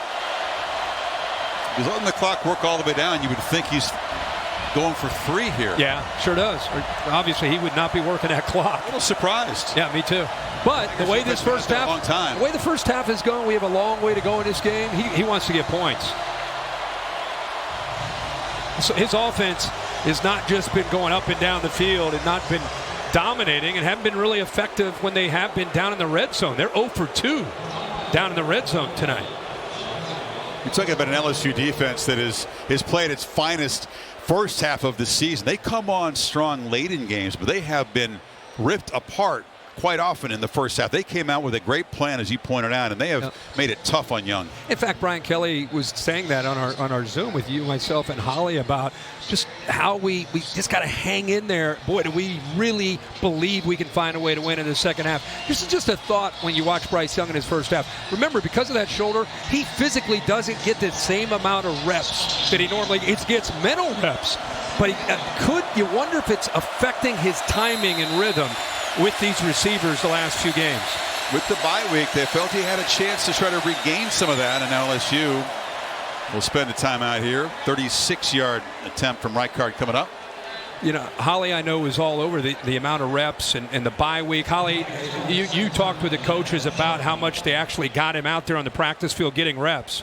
That's right. They wanted to take advantage of the bye week to really let that AC joint heal and the shoulder soreness that he was experiencing. So they gave him the entire bye week off. but he was continuing to do that 24/7 rehab. Then this week, he did practice every day this week, but they limited it to 25 throws a day. Not a lot of time to get the timing down with his players. Just looks a little off right now. Yeah. We're not used to seeing this from Bryce Young. Yeah, and for fans, I mean, normally, I don't know how many reps you get. It'd be triple, maybe 4 times the amount. So you pull that back. Of course, he's sharp mentally, but the mechanics of the execution of the offense is affected. Another timeout. And let's give due credit to the guys in white, purple, and gold tonight, because this defense has been inspired. And Matt House knows his guys have been making mental mistakes so often early in games, putting themselves in tough positions from the start tonight. Yeah. They were dialed in. Yeah, Matt House is a coach that was with the Kansas City Chiefs over the last 3 years as a linebacker coach, and decided to come back to college. Of course, he was at UK with Mark Stoops as a defensive coach. Went up to the NFL, missed a college game, loved the challenge of coming back, wanted to work with Brian Kelly, and wanted to be back in that college environment, and has really taken a defense that didn't know each other at all with a new scheme, gotten them to a point where they're playing the way they are in November. The 4th defensive coordinator these veteran players have had. Unreal. In 4 years. Yeah. In 4 years. So we'll see if Brian wants to extend the half any further. He's out of timeout, so he can't. And Reichart, to make it a 1-point game at the break from 36, knocks it right through. Bama does get the ball to start the second half after winning the toss and deferring. Well, they have threatened 3 times tonight. Young threw a pick in the end zone. LSU got a stop, and then that field goal. And Brian Kelly and the Bayou Bengals, they said they would arrive tonight full of belief, and they have played like it. Alabama trying to keep their playoff hopes alive. Down by 1. Let's go to Hollywood, Nick Saban.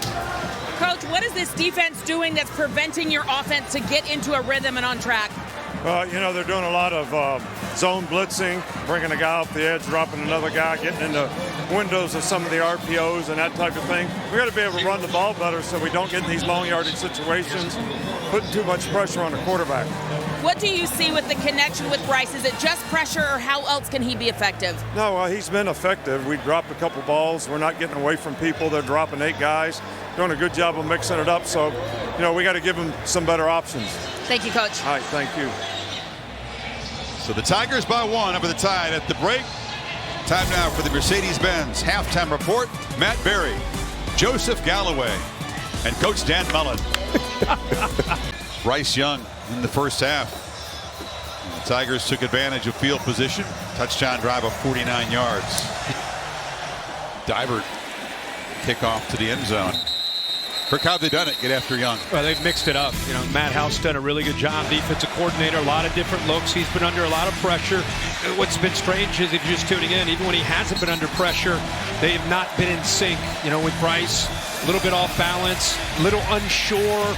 Give credit to Matt House, mixing it up, and give credit to this defensive line applying pressure, because Bryce Young very often has been under a lot of pressure from a lot of different styles of blitzes and rushing 3 and dropping 8. You see the numbers right there.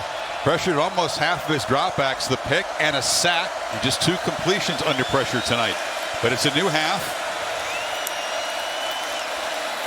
Gibbs can change the game with any carry and accelerates around the edge and scoots out near the 40. Well, great patience and vision, and Greg Penn, the middle linebacker, doesn't hold contain here. Watch him kind of get lost and underappreciate the ability to go bounce that right there. He starts to squeeze, and he's got to try to protect the edge there and set that edge to avoid that. Gibbs comes in averaging 7 yards a carry. Hasn't been a big part of the offense yet tonight, and that time they grab him and throw him down near the line of scrimmage. Micah Baskerville. Baskerville does a better job there with his pursuit, coming in a little wider, appreciating that Gibbs can bounce it. Gibbs' instincts, he's just trying to run Degrassi. He wants to get to the right. He wants to bounce that to the outside, but the leader of this defense, Micah Baskerville, really in great position. Big shoes to fill. Damone Clark. That's our guy last year. Yeah. We loved him. We actually called this game last year and really saw him assert himself and got the Tigers to believe that night they had a shot in Tuscaloosa. Came close.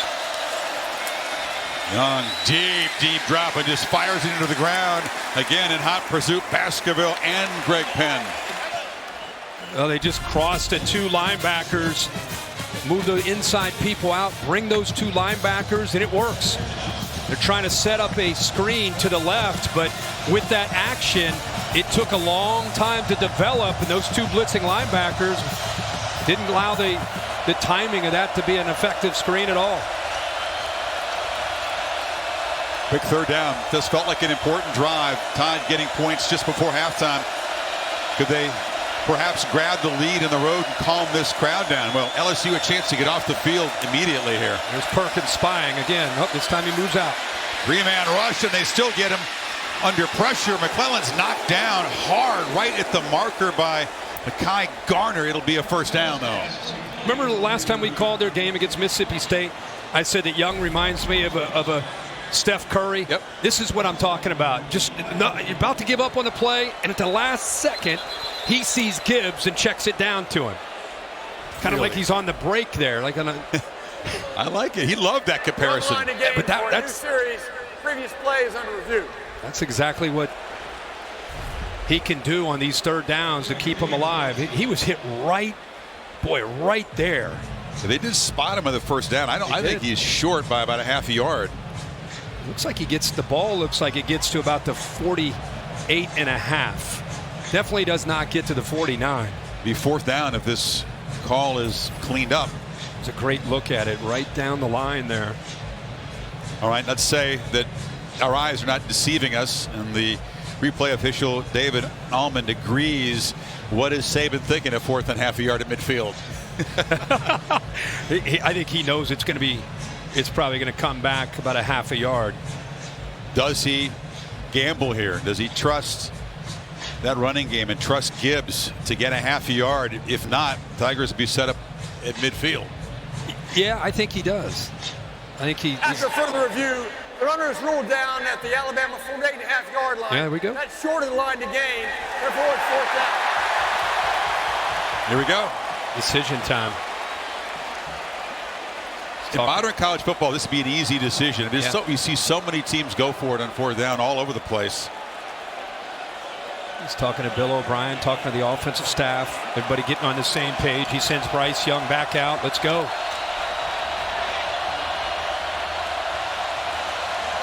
And a chance for LSU to stone the Tide offense and really claim some momentum.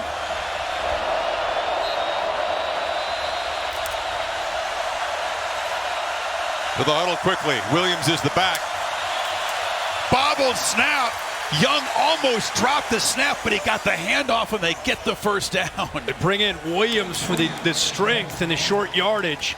Really strong lower half. Give him a chance. Kind of a sugar huddle, fast huddle.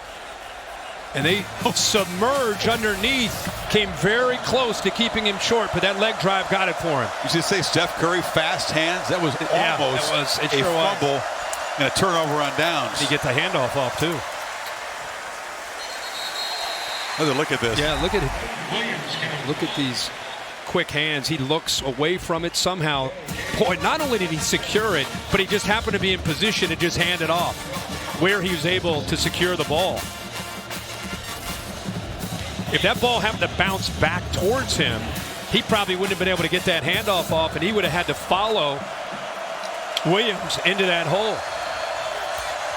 That would have been tricky. Two-back look now. McClellan and Gibbs flanking the quarterback. Now Gibbs goes in motion. McClellan, stutter step, fights to the 45, picks up about 3. It'll be 3rd and 5.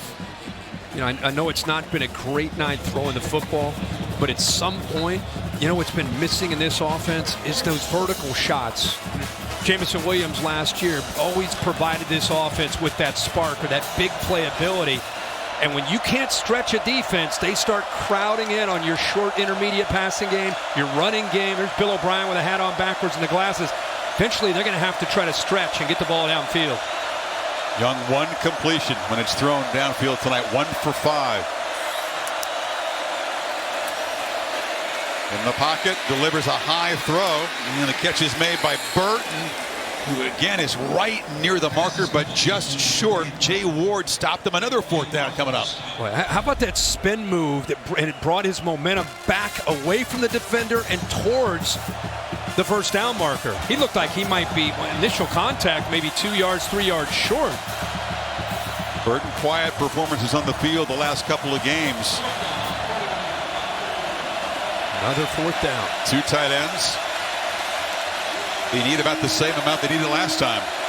Williams again in the backfield. He's trying to get everybody in line, everybody on the same page, moving Randolph around. Got to hurry. Just got the timeout. They were maneuvering players into position, and Young lost track of the clock. 5G Skycam zooming over this crowd of more than 102,000. Trying to roar as the Tiger defense tries to get off the field here. Alabama going for it on 4th down again. Yeah, miscommunication before they needed to use that timeout before the play clock went off up front with the offensive line. You saw Eric Wolford coming over to when the team came over to the sideline. He went after Kendall Randolph to make sure everybody's on the same page. They go quick huddle again. Williams again stumbles, lunges, just makes it for a 2nd time, and the drive continues. Well, he got across, but you're right. He ends up losing his footing, but a great push on the right side. Ekifor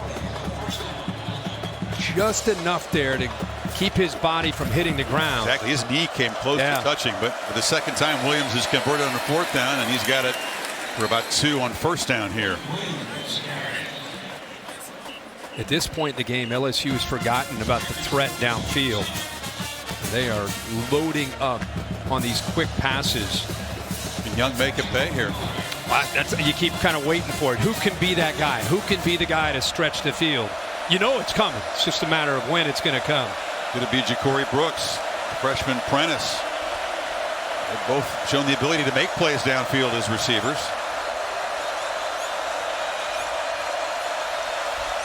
Gibbs motions out. Young looks back to his right and delivers.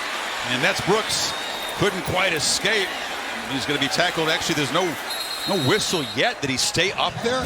He's spotted inside the 20.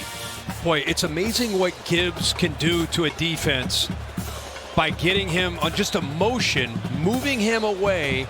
The linebackers both end up clearing out, and it opens up finally a nice big passing window for Bryce Young. The 20-yard play. On the field was that the runner was down at the 18-yard line. The previous play is under review. Chris, just this right here. Watch the reaction by the 2 linebackers. He moves, they move, their eyes and attention are all out there. Now look at that. Look at that beautiful hole there. We've not seen a lot of that. Right there, it looked like his right leg hit the ground. They ruled him up, but they're checking it out right now. Yeah, Greg the right leg as he spins around. Yeah, knee. Yeah, the right knee definitely down. Yep. I mean, pretty obvious here. Actually hit pretty hard. Puzzling why they missed it live, but I'm sure replay can fix that. But that play is what you're used to. When Alabama's rolling, that's what you're used to seeing, those kind of windows. Down at the 24-yard line. That's still beyond the line of the game. For 1st down, Alabama. The Tide have not been sharp, and the LSU defense has been effective at harassing Young down here in the red zone.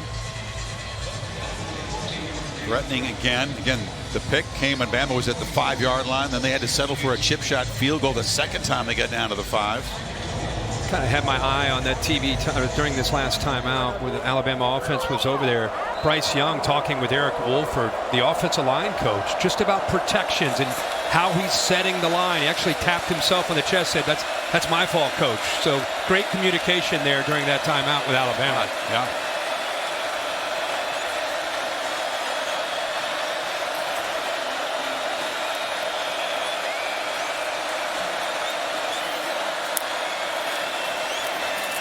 Young swarmed and sacked.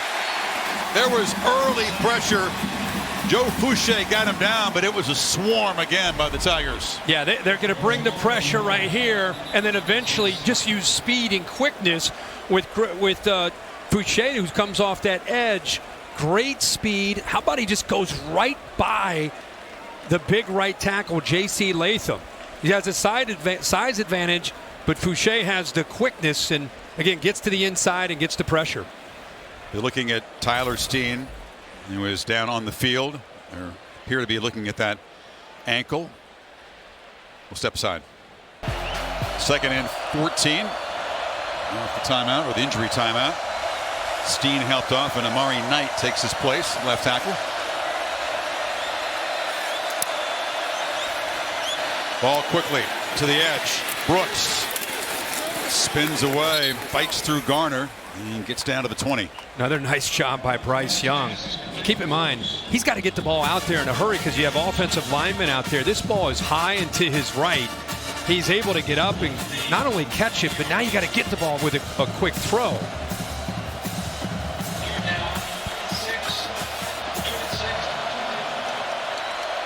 Continues to show great hands. Yet another 3rd down, tied 3 for 10 tonight.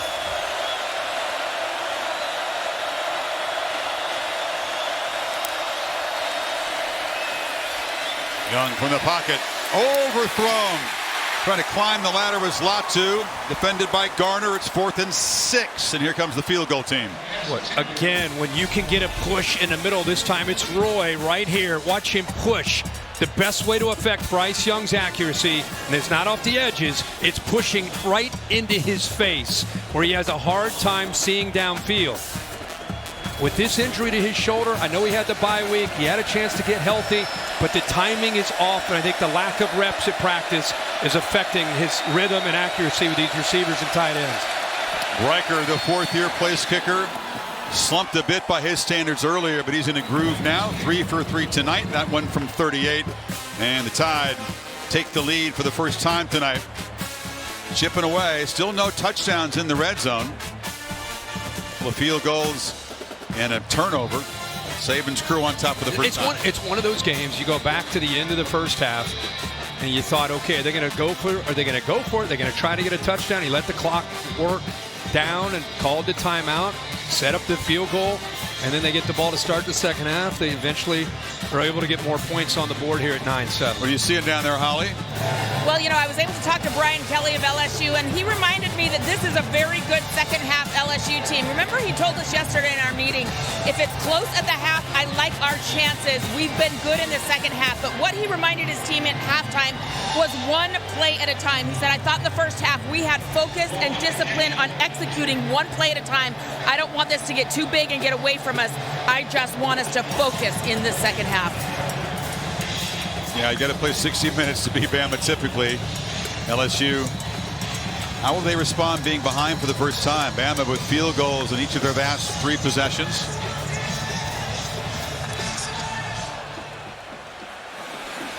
And that kick won't bounce into the end zone. Next, Saturday night, Austin, Texas. One of our favorite stops. TCU come from behind victory at home against Texas Tech to stay undefeated, and Texas is taking care of business tonight so far in Manhattan, Kansas. Bijan Robinson, a big night so far. 2-touchdown lead. 31-17, 7-minute mark and a third. See if they're able to win. So they're up ABC, 7:30 Eastern, 4:30 Pacific. Be good. TCU off to their best start since that 2010 season, that magical year. 30+ in all 9 games for the Frogs. Daniels delivers a strike right at the marker, and Keshawn Boutte has begun to get involved tonight, and that's a good thing for this offense. Boutte comes back to the football. Branch in pretty good coverage out there in space. Boutte gets to his route, but watch how he comes back to the football. If he doesn't do that, that ball's knocked away by Brian Branch, who had tight coverage there. Which receiver can make a big play today? Who can get free? Who can get some yards after the catch? Daniels dancing around, showing the improv skills and the fast speed and the acceleration. And he'll slide safely down in Tide territory. His first big impact run of the night. Well, Will Anderson and company, watch them chase. They start to go into pursuit. The problem with Jaden Daniels is he can work his way back the other way. You've got to be respectful of that on the backside. If you start to just kind of think, okay, ball's going to our right, let's take off. With his acceleration and vision and ability to cut back, he can make big plays like that one for the first. These guys whip. Byron Young not able to grab him by the ankles that time. Williams plows forward. What a response from this LSU ground game, Holly, as they try to reclaim momentum here. Well, you see Jaden Daniels really dancing, eluding, being slippery on that last run. And he told us the first football he played that was organized as a kid was flag football. He said, I really believe I get some of that escapability because of my flag football background. And you saw it on that last run. Nobody was getting his towel. It was his flag. He has such good wiggle, guys. It's so fun to watch. He said soccer was his first sport. I said, I bet you scored a lot of goals. He said, yeah, I just ran away from everybody. Keep in mind, man, he's 6'3" with that wiggle. That's crazy with that kind of length.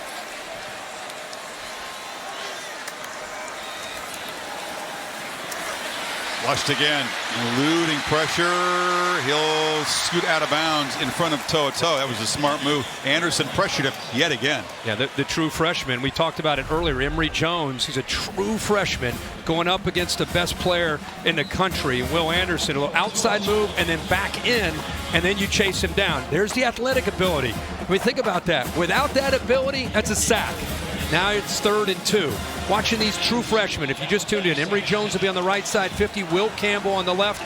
2 true freshmen who are playing high school football, now going up against Alabama on a Saturday night. Tide have had 3 sacks and a lot of pressures. Anderson's had 5 pressures on his own. Williams busts into the secondary. First down and a lot more to the 21 before Helms got him down. Turner, the center. Good block here to turn it this way, and then your left guard also makes a nice block. Frazier, move and get up to the linebacker, and now you've got a chance with the former walk-on Josh Williams getting into the second level of that defense with acceleration.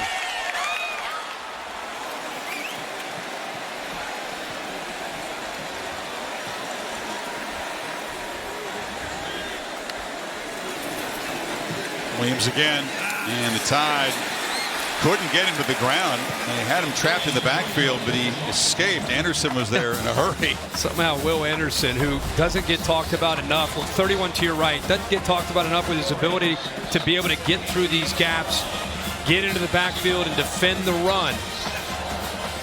But how about the effort by Williams just to keep that play alive, right? Opponents say Will Anderson's a good pass rusher. We're going to run right at him. I said, well, good luck. Good luck with that. Strong hands. Strong, heavy hands. Now he got him outside.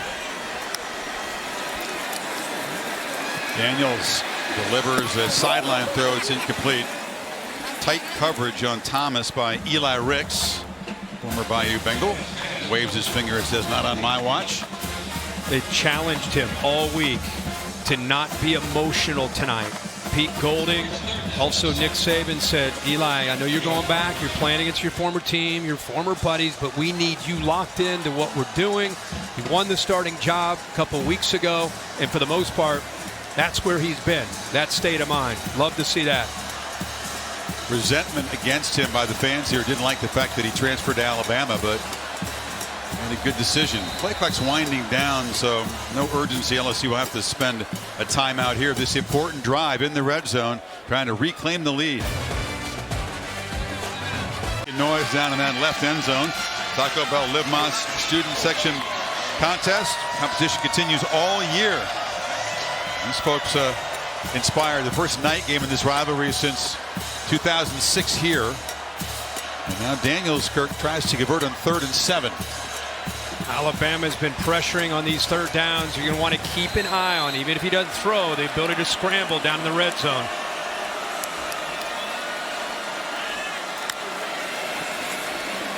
So look to his right. Now tries to buy some time. Delivers over the middle, and the catch is made for a 1st and goal by Boutte. He beat Rex that time. That was his former teammate. Yeah. Out here to the right, 3rd down, very patient. Just kind of feeling it. Wait, he's actually improvising here, reacting to his quarterback, trying to get separation. He was trying to pull the defender away on the initial play to try to draw him away to open up another receiver downfield. And then once the quarterback, Jaden Daniels, started to react, he instinctively ran away from Ricks. 1st and goal. Boutte again.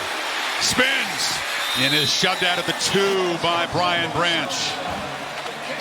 Boy, if he puts that ball just a little bit more out in front, allows him to be able to run without having to come back to it, he might have had a chance to get to the corner. Good heads-up play by Branch to catch up to him, and it goes up and over. Hopefully everybody's okay down there. But a good job by Branch to get him out of bounds. But if that ball's thrown out in front, it's probably a touchdown. Spotted at the 3, 2 tight ends in for the Tigers. Williams is the back.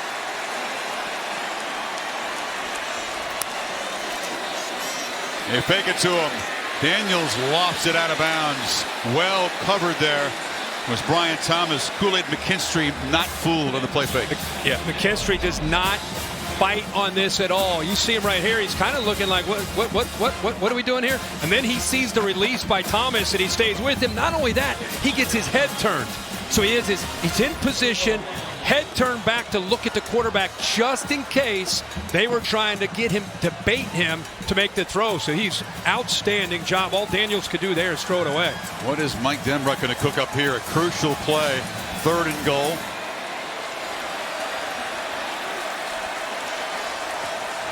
Got to hurry here. Already spent 1 timeout. They do get the snap off. And wait a second. No, they did not. Got movement. Play clock was winding down. And somebody jumped. On the offense, not all 11 players were set for 4 seconds. 5-yard penalty remains 3rd down. And now he's got to come up with a different play. The ball will be spotted back at the 8. Boy, when you're in a game like this and you don't get a ton of opportunities inside a 5-yard line, you're in a 2-point low-scoring game. Now you got a 5-yard penalty to set you back. See if Jaden Daniels can make a play with his arm or his legs. You see Kelly say, "Let's go." I think he wants the call in. He wants the. They're down to 10 seconds. Urgency here. Yeah.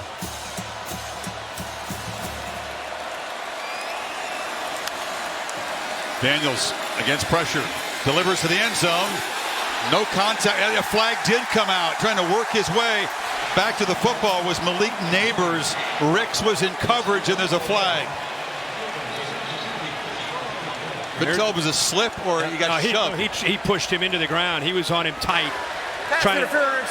Defense number 7. He's grabbing onto the jersey, and then there. He's got very physical coverage there. Good call. At the 2-yard line, and includes automatic 4th down. There was some slippage there, but enough coverage by Ricks, and the ball's at the 2, 1st and goal. And LSU catches a break. Daniels is throwing a fade to the corner. Neighbors is working the back shoulder fade back, and they end up getting interference. Power set. Look at everybody bunched together. Williams. That humanity. Muscles for a touchdown. Tigers back on top.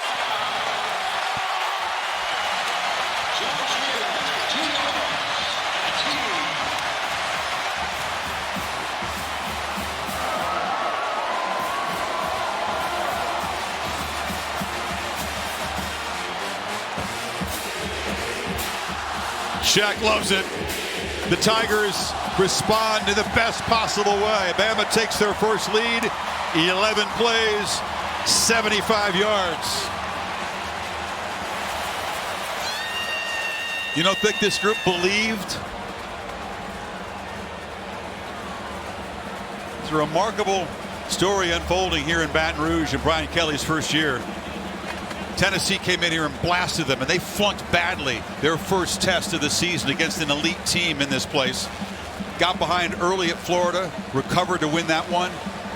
Came back strong against Ole Miss, won it going away, and look at taking the lead over Bama here. And they're going to make sure they took the lead because just to make sure he crossed that goal line as he was fighting for every effort that he had to get in, break the plane. Seeing if his backside touched or not. Not down yet. Ball across. Yeah, just to be sure. What do you see? Remember we've talked about these 2 true freshman tackles. They ran right behind Emery Jones. Williams, one of the 15 Tigers who has a championship ring from 19. He was a scout teamer that year. Came here as a walk-on and has earned his spot as one of the top backs in this rotation.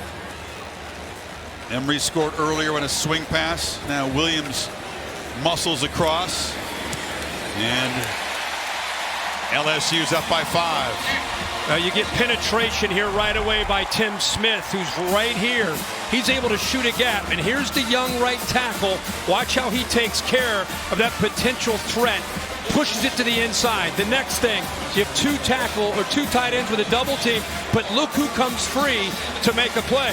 Henry Toto right there against a former walk-on running back that would not be denied. He takes on that big hit right there.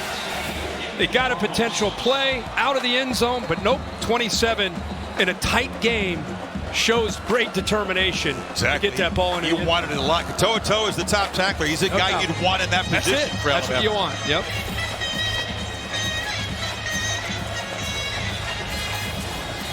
So Bryce Young comes out, answers the bell. They kick a field goal. They get stopped in there, and LSU just responds, and the joint is jumping again. I mean, are you kidding me here? It's fun. You and I, it's just like shoot it into your veins, right? It's possible to have a close game, partner. Just Saturday night in Death Valley in the SEC. Sign me up. Before the Tide take over, a quick word from Verbo. It's Tim Tebow in a Verbo, where you get the whole place to yourself. So it's always just you and your Gators. So 41 and a half minutes to play so far, and Bryce Young and Bama have not yet found the end zone. Well, they're having a little fun down there. These are the drives. These are the moments that we bragged about Bryce Young. The composure, the poise in this atmosphere. See how he does. His left tackle, Tyler Steen, is back in the game. And Gibbs is hit and falls forward for a yard. Perkins again making a play. Oh, man, chasing that from the backside. By the way, another high snap again.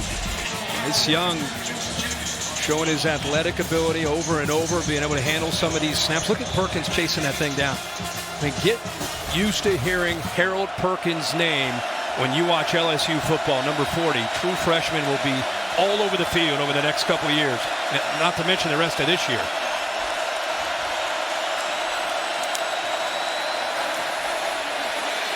Young steps up and delivers another errant throw. Tried to get it to Latu, but the pocket just squeezed him that time again. Yeah. Wingo actually gets in there, beats his man, and again, I keep talking about it. It's not always a sack. It's just affecting the quarterback, whether it's his vision or his footwork, and eventually you can affect the timing and the accuracy downfield. They need 8 to keep the football here.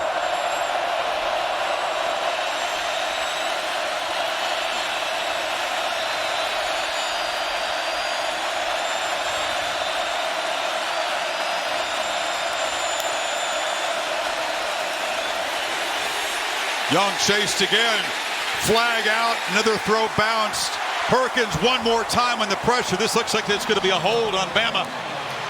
He's going to be saying Harold Perkins in his dreams after tonight, maybe his nightmares. He is relentless. Holding on the offense number 65. Penalty is declined. 4th down. Again, Perkins is a linebacker that can rush as an edge guy. 40 in near side. Watch him get to the inside of J.C. Latham. And look at his right hand. You got to hold him to keep him away from Bryce Young. And then he gets up off of the ground to try to chase him down again. Wow. So the speed you talked about, the power, and then they push him the relentless effort. And then he's got a motor to go with it. And a whistle before the punt by Burnett. False start. Offense number 19. 5-yard penalty. It's just amazing to think that in an environment like this, against athletes, that a guy who was playing high school football a year ago at that position, that linebacker position, can affect the game and the Heisman Trophy winner as much as Perkins has done tonight. And he's done it from the opening drive to this past drive that Bryce Young was out on the field, and he's been everywhere. And he's had a great season. This is his first big game, but to do it in this environment. And Matt House has done such a good job of utilizing him in so many different areas. This back makes the fair catch at the 35-yard line, and now a flag after the play. This is going to be some kind of a personal foul, I think.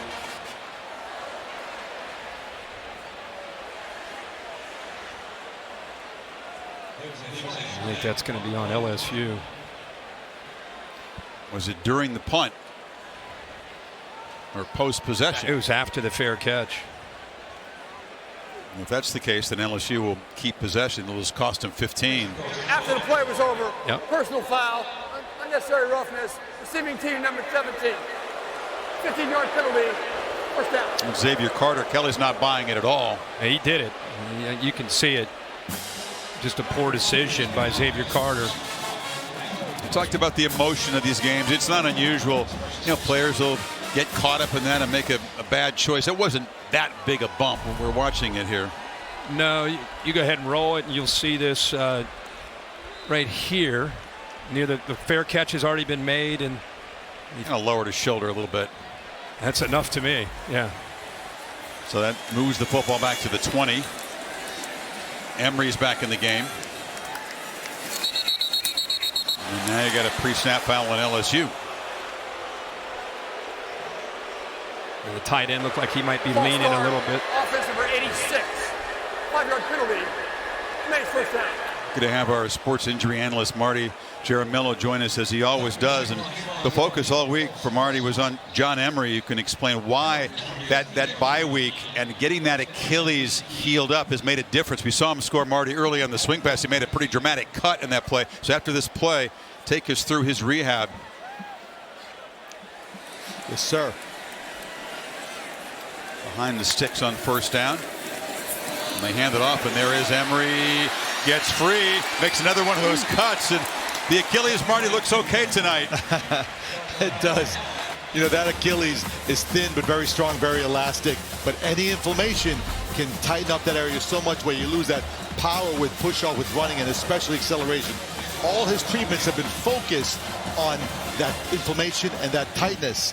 You know what? And also some specialized taping techniques. After that high stepping, I think we all said we like what we see. And they're glad to have him back and healthy. He is a difference maker. Got 6 yards on that carry, and now Daniels on the move, flips it over, and then across the middle, catch is made by Boutte, who wasn't targeted for about the first 20 minutes of the game, but now is heavily involved. Design rollout, move that launch point away from the pressure.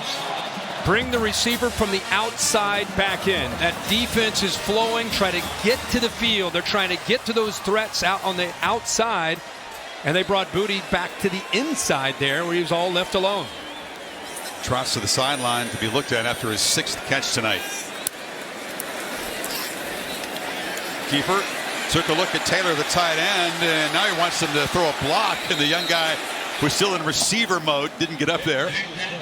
Man, I'll tell you, if you think back to that Florida State LSU game, when they didn't know each other, the coaches didn't know the players didn't know the coaches. I think a lot of people looked at that game and thought, okay, forget about LSU this year.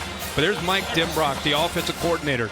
Right around the middle of the year, they started to learn more and more about Jaden Daniels, who he is. Jaden Daniels got more and more comfortable with the players around him, especially the receivers, became more decisive, and they started to find an identity, taking advantage of his ability to run and throw, and now they've become a dangerous offense.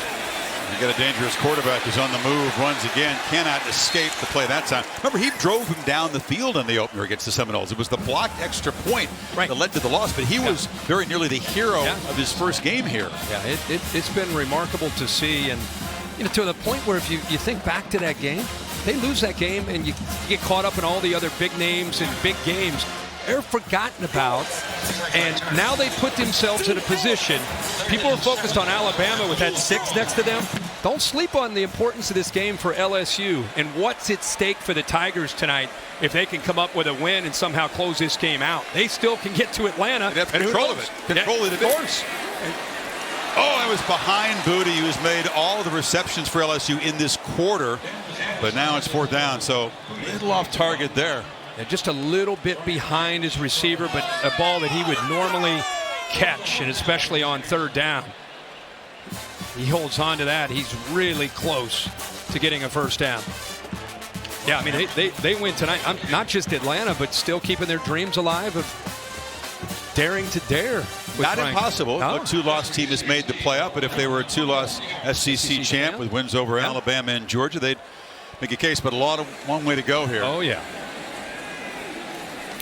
Kinstry back to return this punt. Bramlett's been effective punting tonight. This one bounces and is going to take a sideways and check up at the 24. We talked about the SEC waste to snowy Atlanta here. Tide, Tigers, that's Ole Miss. Don't forget about them. Yeah. They climb the mountain. The yodeling, such a part of SEC football.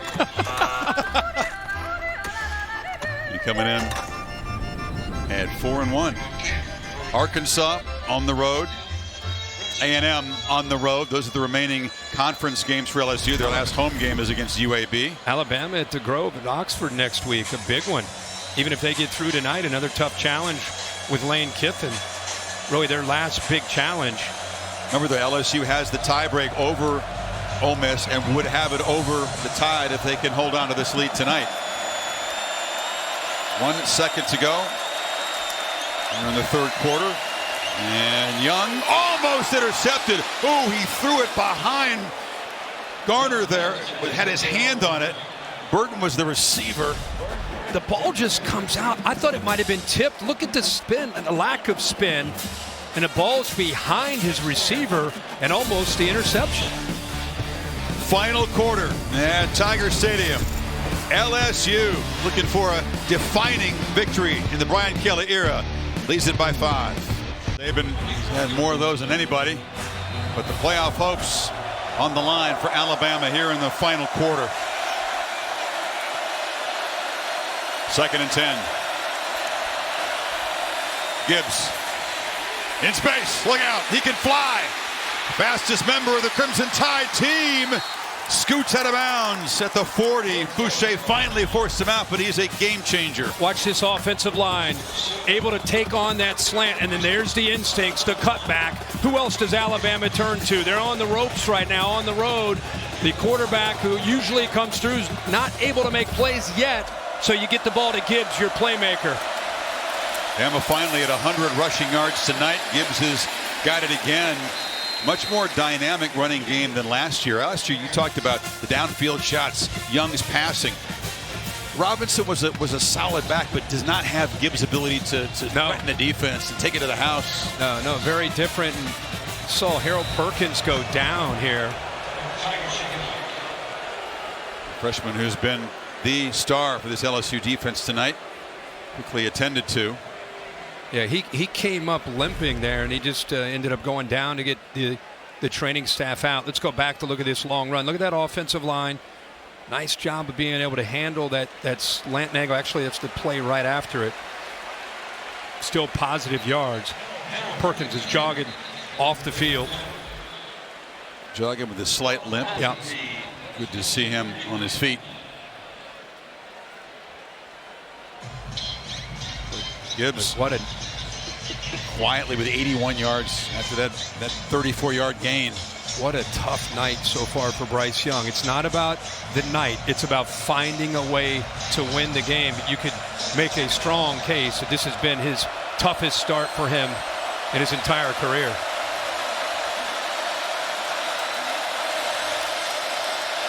Has good protection this time and flips it short. And shoved that amount at the 31. Gibbs, such a natural, fluid receiver.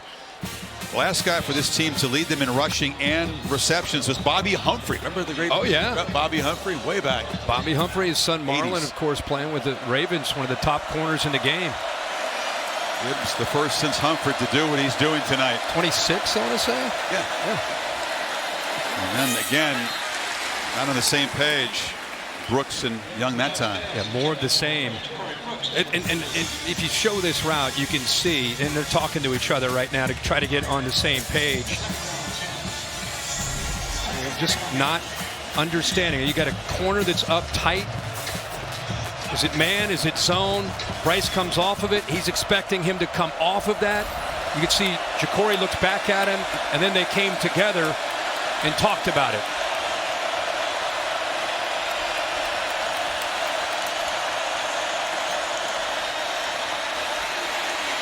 Young Again, just nobody there, and he bounced it intentionally. 3rd and 10 coming up.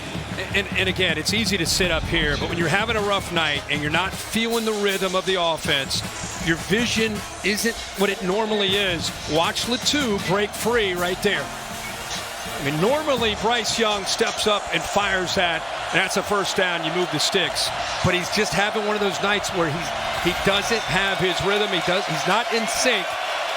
Trying to figure out the coverage. Now, you can say, what's wrong with Bryce Young? I'd rather say, what's right with Matt House changing things up on him and confusing him, the defensive coordinator from LSU.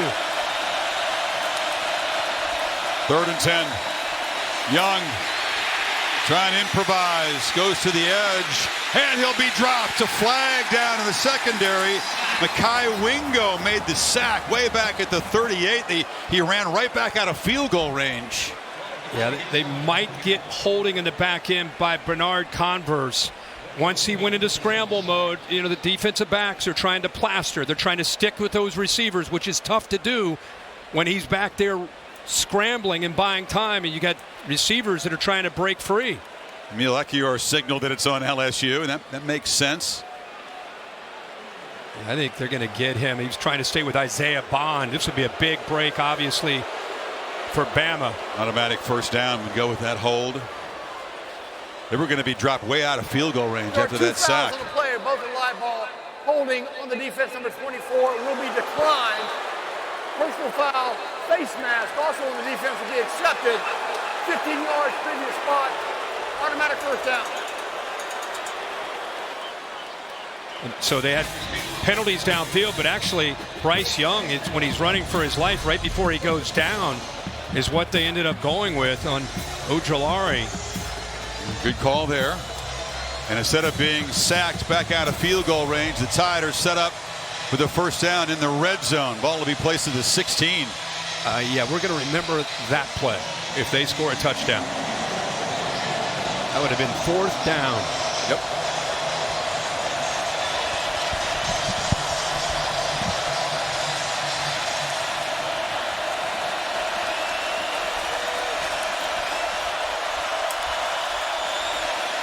Gibbs makes a cut, barrels down to the 1.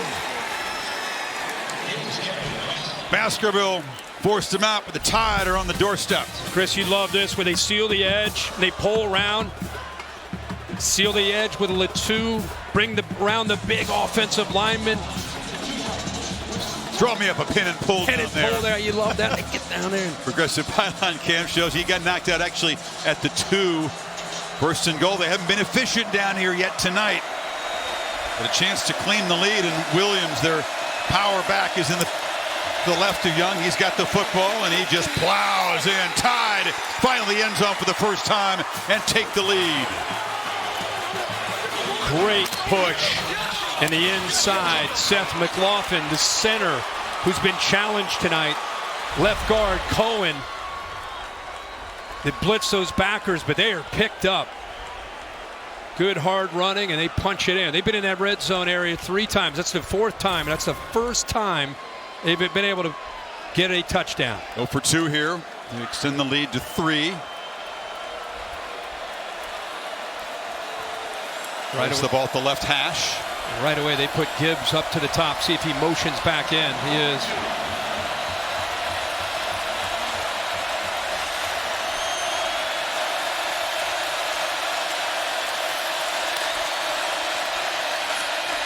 Young flips it incomplete. Looking for a flag was Ja'Cory Brooks in the end zone. There isn't one, but the face mask flag loomed large. Tide go 76-8. 1-point lead for Saban's crew. The Tide have reclaimed the lead. Jahmyr Gibbs on that drive ran it for 54 yards. About a 7-yard pass, which resulted in a first down. And then Roydell Williams powered it in. Bama finally finding the end zone here early in the final quarter. Kane from his end zone. Smacked hard and stopped at the 16. Matt Berry with an update of the very interesting development elsewhere tonight. Yeah, Chris, watching the college football playoff ranking show, a lot of people had a problem with where Clemson was ranked at 4th. Well, that took care of itself tonight. Benjamin Morrison, a pick 6 to go up 28-0. The last time a top 5 team got shut out by an unranked team, 1993, when Michigan beat a 5th-ranked Ohio State. Yeah, Matty Berry, you had to bring that one up. Joey appreciated that. Joseph Scott Galloway was the one that was really up in arms about Clemson being ranked so high. That's why Matt gave him an assist there in the studio together. You can file that argument away. Daniels now wrestled down hard by Moody after picking up about 5 on first down. So now Daniels another opportunity to respond. So LSU offense has only put up 235 yards. Rush yards have been sort of hard to come by tonight. 1 electric run, that's it so far for Daniels. Passing has been really a challenge. Oh, short catch, hammered immediately is Kyron Lacey. Your guy Branch stood up there, and there's a flag there. Boy, what a play by Brian Branch. They're going to give him the first down. No flag, it's a first down. Yeah, that was a clean hit, a great hit, and a good job of somehow holding on to the ball here. I mean, this is tough. You know you're going to get hit. Boom, Lacey, good hands, physical receiver, and holds on to it. Comes out of the game. That's a good start to this drive. Bama brings some pressure. They pick it up. And Daniels working the sidelines to Neighbors, who comes down with it. What a catch. Great catch over his former teammate and somehow gets the foot down in bounds. There's not a lot of room. He's right on the boundary. How about the throw by Jaden Daniels? Up in the air, left foot down clearly. Bang, bang play, and a heck of a throw by the transfer from Arizona State. All in midfield. Daniels escapes pressure briefly, and he'll fight back. Young got him down for a 2-yard sack. Keep him in the pocket and squeeze back down. That's what Byron Young's able to do there. 5 sacks now for Bama, and a whole bunch of pressures in this quarterback. Remember when Jaden Daniels was a true freshman out of Tempe? You and I called a game when he went up against Justin Herbert, the Oregon Ducks, and he was spinning it that night. And I think a lot of people realize, yeah, he's a great runner, but man, he can throw the ball when he has time. There's a completion. We brought that game up. He was smiling. Herbert's gone on to do pretty well in football, but Daniels that night, the deep shot there, they held off Oregon and ruined their playoff chances. Frank Darby downfield, and Brandon Ayuk on that team. He had some great receivers, but yeah, that was a shocker that night. Here he is a few years later, transfers into Baton Rouge, finds himself in a 1-point game against Nick Saban and Alabama with a lot on the line for both teams. 3rd and 5, Bama crowding the line, and they get a flag on the play. Did they jump? It looked like a free play. Now there's another flag in the secondary here. That was a herky-jerky start to the play. Flags all over the place.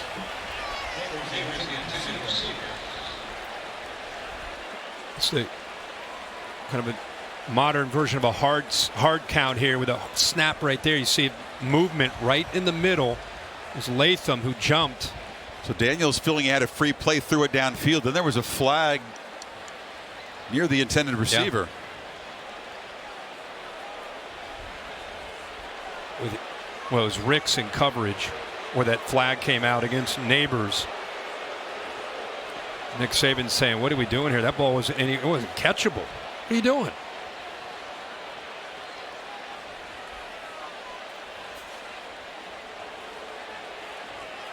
There are 2 fouls on the play, both on the defense, both live ball, offside, defense number 83. That penalty will be declined. Pass interference, defense number 7. That penalty will be accepted. 15 yards the previous spot, and an automatic first down. Saban doesn't like it, but it's on Ricks. Yeah, the pass interference. Was that ball catchable, Bill? What they're saying is because he got knocked out of bounds, it probably took his path away, and he's going to get the benefit of the doubt. Okay. Yeah, because I think the average fan looks at that and sees the ball pretty well thrown downfield. Why in the heck? But you're saying he prevented him from getting to his spot. Yes, sir. Okay. 8th Bama penalty moves it to the 30. Emery's back in the game. Off the play action, Daniels steps up, and he'll be sacked for the second time in this drive by Young. Another short loss. Boy, it is man-to-man. If he doesn't make this play, watch everybody in the back end. Everybody's locked up in man-to-man coverage. I mean, look at this. Look at the space.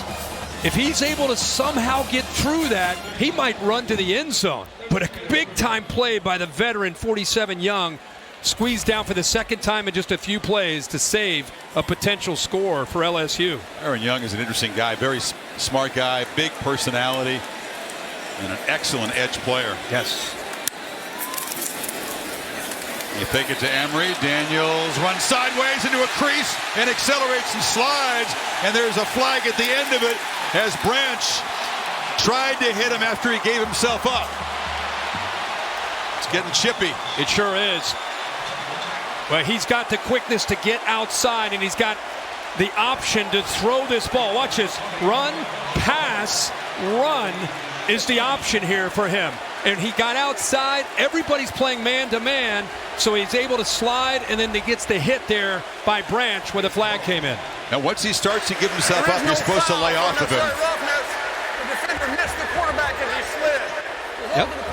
Daniels was so elusive, he didn't get the contact and didn't get the 15. And I think that's a great job of picking that flag up, because he did go airborne to hit him, but he did a nice job of going over top and avoiding the contact. But how about that run, pass, run option there? Everybody thinks about run, pass option. How do you defend that, by the way? Yeah, with these quarterbacks that get on the edge, it's tough, really tough to deal with, especially if you're in man-to-man. Everybody has their back turned to him. He just glides. His speed is somewhat deceptive because he's so smooth. Off the play fake, Boutte catches it right at the line of scrimmage. He's not going to escape the clutches of Jordan Battle. What a sequence here, Kirk. LSU trying for the second time in this half to answer Alabama points and reclaim the lead in position, but the field goal kicking has been anything but automatic for LSU. Damian Ramos has missed a couple of times inside 40.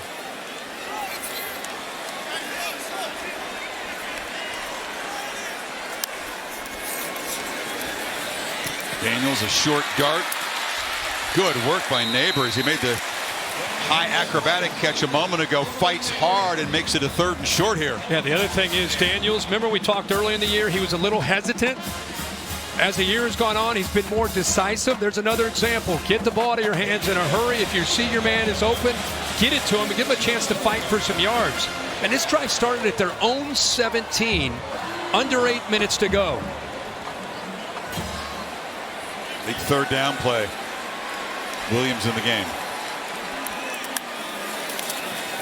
Daniels running all the way, but the Tides swarm him. They string it out and drop him for a loss. Jordan Battle along with Jalen Moody, and now it's a 4th and longer. Yeah, just a good job here. To's out here. He gets involved, but it's also these top 2 defenders. They know they have to set this edge. Battle is going to work his way out there. There's Toto, and then eventually Moody cleans it up. So here is Ramos. He's a walk-on redshirt freshman from Baltimore. He's missed a couple of times this year inside 40. Kelly still has confidence in him from 32 to retake the lead in the final 7 minutes. No problem. Smooth technique. LSU on top again. 6:52 remaining. Drive, 11 plays, almost 6 minutes to reclaim the lead. Brian Kelly. When we were away, he is upset with the officials. I mean, he's just warming up. I mean, he probably went for a good 2 minutes, Bill. Your reaction was what? I think the composure by the officials is fantastic. They're giving coaches say, but they're in control of the game. They've been managing this game, and they've done an excellent job so far. So Bryce Young will take over, trying to engineer another come-from-behind 4th quarter drive. He was able to do so on the road in Austin, Texas. There's the All-State bus. for just piloting the Baton Rouge. What's your All-State Mayhem moment today? Well, you got to look back at the Georgia-Tennessee game where early, this is the opening drive, Stetson Bennett sets the tone, fighting to get to the corner, and he does. He, of course, says, yeah, give me a call. I guess they got his phone number in Knoxville. They were calling him all night. He said, you can give me a call now. The defense was outstanding.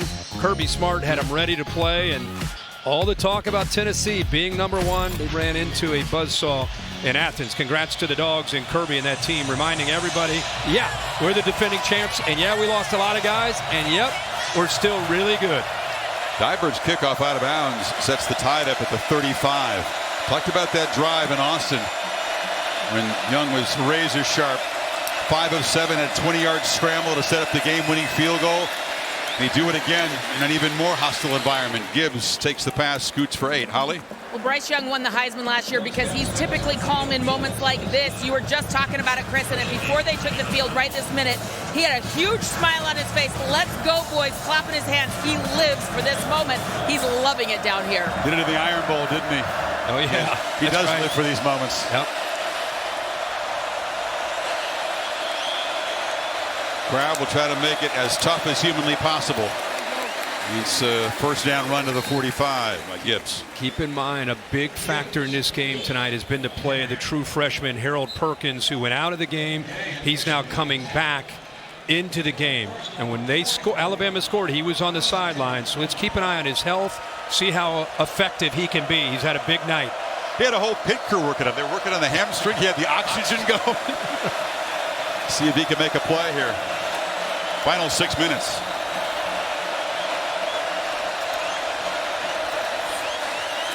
Bring a 4-man rush. Protection is good. Young finds Gibbs, who slides for a catch at the LSU 41. First down again. He got lost in coverage there. Again, that's what Bryce Young can do with his feet. He kind of steered the receiver into that hole. Actually, Gibbs into that hole, and it looks like he does a good job of securing that for a catch. Perkins comes out of the game. Gibbs is forced out for a loss on the near sideline. I tell you, Gibbs for a running back, he has some incredibly instinctive moves when Bryce Young goes into that scramble mode of just trying to find that hole in the zone. He was way out to the right near the sideline. He saw Bryce start to scramble and immediately would do something you'd see from a receiver to kind of work back to the middle of the field. Empty backfield.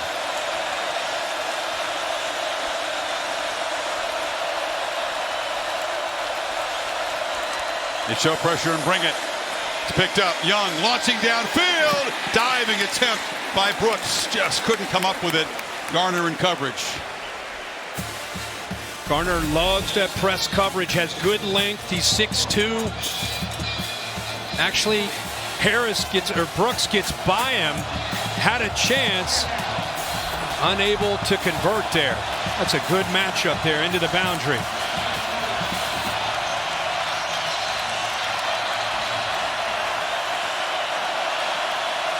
Third and 10. It's going to move Brooks over to hit left, give him a little communication. Got 3 receivers that way to the field. Pressure again. Young escapes for now. Still alive. Flings it downfield. Has Brooks wide open. And the Tide take the lead. And that is patented Bryce Young magic. How did he get out of there? Wow, Chris, that's why you're Bryce Young, even though you're not having a great night. Once he starts to scramble, watch this right here. The 2 defenders peek and get their eyes in the backfield. Now they've lost both the receivers. Everybody's watching in the backfield to try to figure out what Bryce Young's going to do. Keeps the play alive. How about that effort to somehow just navigate his way through? And man, Matt House must have told us 5 times this week, we've got to plaster when he scrambles. They've done it for the most part. That time they lost him. First touchdown pass of the night. Again, they go for 2. Young fires across the middle. That's off the hands of Brooks. So they try to make it a 6-point game. But the magic of Bryce Young. the top improvising freeform player in the sport. He paid a price early with the pick in the end zone. That time, a piece of magic to Brooks. The lead is 4:44 left. Unreal. How much fun is this? Alabama and LSU, the first Saturday in November, and we've had 5 lead changes in the second half, so this one back and forth developed into another classic in this great rivalry, and now it's LSU's turn to try to answer. Well, you and I were talking at the break. It kind of reminds us going way back. That 2012 Alabama-LSU game, Zach Mettenberger makes a throw late, thinks, okay, LSU's going to win this game. Improbable. A.J. McCarron, T.J. Yeldon, same end zone. Takes it in for a touchdown, and Alabama escapes 21-17. Identical score right now. 21 the hard way for Alabama tonight. That's right. But Bryce Young, man, talked about how he just lives for this. The preternatural calm under pressure for this guy, just despite the toughness of the night, executes. And now Daniels would try to respond, and he's doing his thing on the edge. And he just flips it out of bounds. Had a little bit of momentum there. That ball sailed on him. Now, the last try, remember, they started at their own 17-yard line and moved the ball, hit kind of a mix of some quarterback run, some good throws, hit a big play to Neighbors down that right sideline. It's just amazing when you see this cutaways. Could he possibly be as calm as he appears to be? I know. 2nd and 10.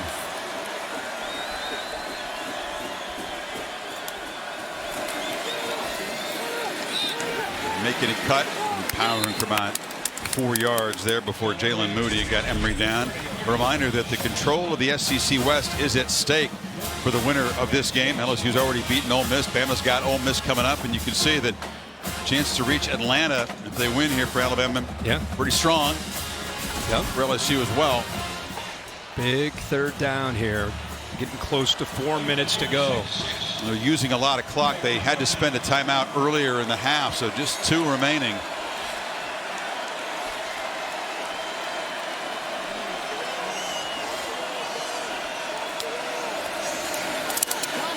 Daniels escapes, and he'll make the 1st down and a lot more. Still running. Another cut. And they'll finally wrestle him down, but what Alabama feared, the quarterback escaping. Well, watch the middle open up right here. There's nobody to spy, nobody on 3rd down to account, and all in man-to-man coverage. So once he breaks free, he's got room. I talked about it earlier when you saw Young make the sack. If he were able to break free, he would have had similar ability to take off because of the man-to-man coverage. Where was the spy in that play? No spy. No spy. Wow. Interesting call there. 31-yard gain. Remember, that was on 3rd down to keep possession. Now Daniels looking to throw on 1st down to Boutte on the edge. Incomplete, but a flag. Branch was in coverage. Dragged the receiver down. What a sudden change in the last 2 plays. Incredible. And that is good against good. And often on these deep balls that are underthrown. Pass interference. Defense number 14. Slot fade, work back to an underthrown ball. Branch never sees the football. Boutte's coming back to the ball, and that left arm prevents him from having a chance to get to the football. Branch has had a heck of a night, but not locating the ball there cost him on an underthrown football. It looks intentional really to prevent the catch. Penalty not as damaging as the play would have been. The ball spotted inside the 25.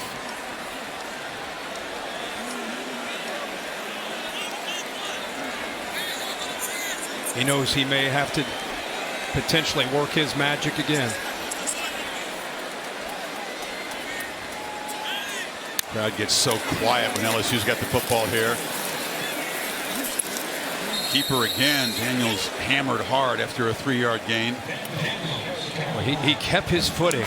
He got his left hand down to stop him from going to the ground in the backfield. I think his feet just came out from underneath him. So instead of a 2-yard loss, it's a 3-yard gain. Every yard matters Of course, a field goal won't do it. There's not a lot of clock urgency. No. Kelly going really all in on this possession. Well, he doesn't want to give Bryce Young any time. That's fair. To work.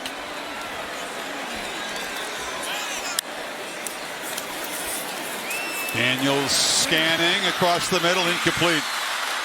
Tried to get it low to Brian Thomas, and it's 3rd and 7. You know, he's working to the left in the pocket, and I really feel that instead of being able to get his feet set, that momentum going to the left ends up affecting the accuracy of the ball. Good job of waiting. He comes all the way back, and he's kind of falling to his left as he delivers it, and it ends up going behind Thomas, who had a step or two on the defender. Now you got a 3rd and 7, Kirk. Depending on the outcome, what they can gain in this play, maybe a 4th down decision for Kelly. If they get stopped here, does he take the 3?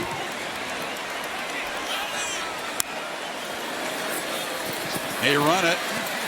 Williams breaks free. No decision to be made yet. It's 1st and goal, LSU. What a clutch run right up the gut. I mean, that's an incredible run by a former walk-on. Moody, 42, watch him. Right there, he's down. I think you and I are thinking, okay, but his low center of gravity, 5'9", 200 pounds, and a massive will to get what he needed to get for that 1st down. I mean, he's 6 yards short, 5 yards short of that marker where he is hit. Williams has a breather. Emery's in the game on 1st and goal.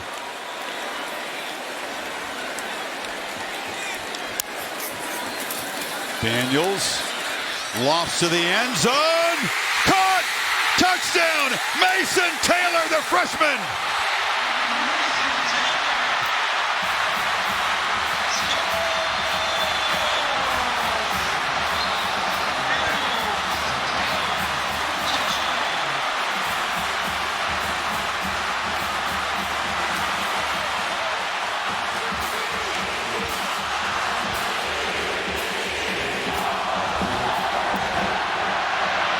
There's Bedlam in Baton Rouge as Daniels answers the magic of his old Pop Warner friendly rival with some of his own. Wow.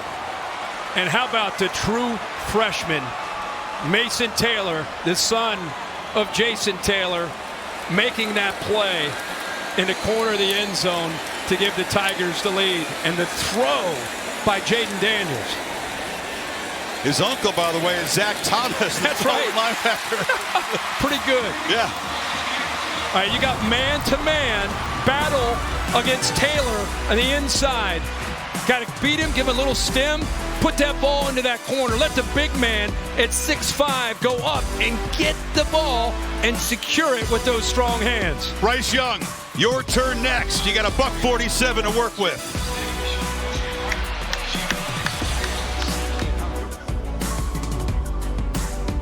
The 4th quarter.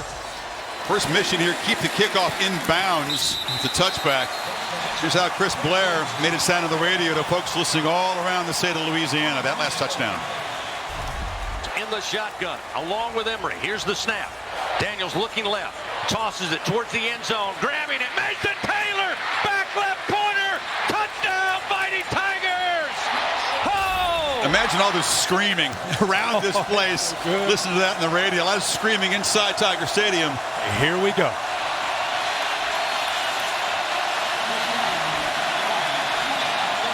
Died 75 from the end zone. Reichert's field goal range about 50 to 55. Still got to move it about 50 yards to be in that position. And the catch made by Latu, and that's a good start to the drive out to the 40. You keep Perkins as a spy. You take him away from coverage. Great call there by Bill O'Brien. Latu, easy completion to get this drive started. Watch the composure of Bryce Young and with that clock running. Flushed and throws it away. Perkins was pressuring him again. Of course. He was spying him. It looks like that's where he's going to be. What I love about when he spies is he closes ground and comes towards Bryce Young. Instead of just trying to prevent him from getting outside, he's going at him. Makes it really tough for Young to be able to take his time in finding a receiver.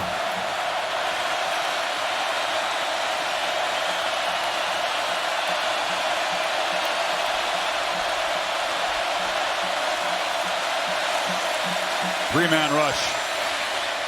And a low throw caught by Brooks as he goes to the ground. It's going to be 3rd and long. Yeah, again, Matt House kind of mixing these looks up and playing some zone. That time he went man-to-man. Guys are on islands. Who can win those one-on-one battles? Saving his timeouts. And 3rd down, Young converts again. Catch made by Burton, skips out of bounds at the LSU 43. You got to get separation, and he does from Mekhi Garner over here. Who I just said, who's going to win the one-on-one battles?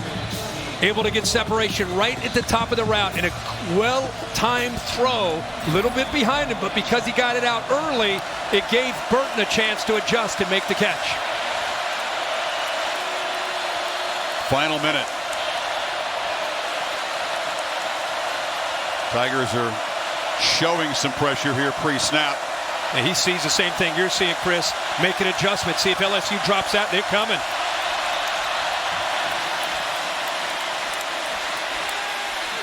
Matsu couldn't reach that one.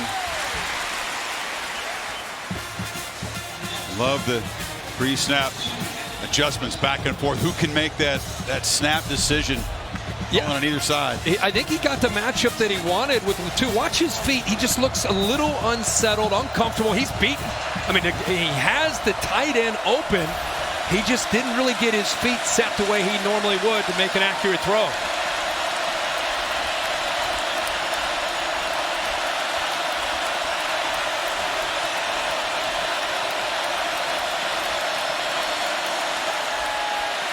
Young, another long throw, diving attempt, catch made by JoJo Earl.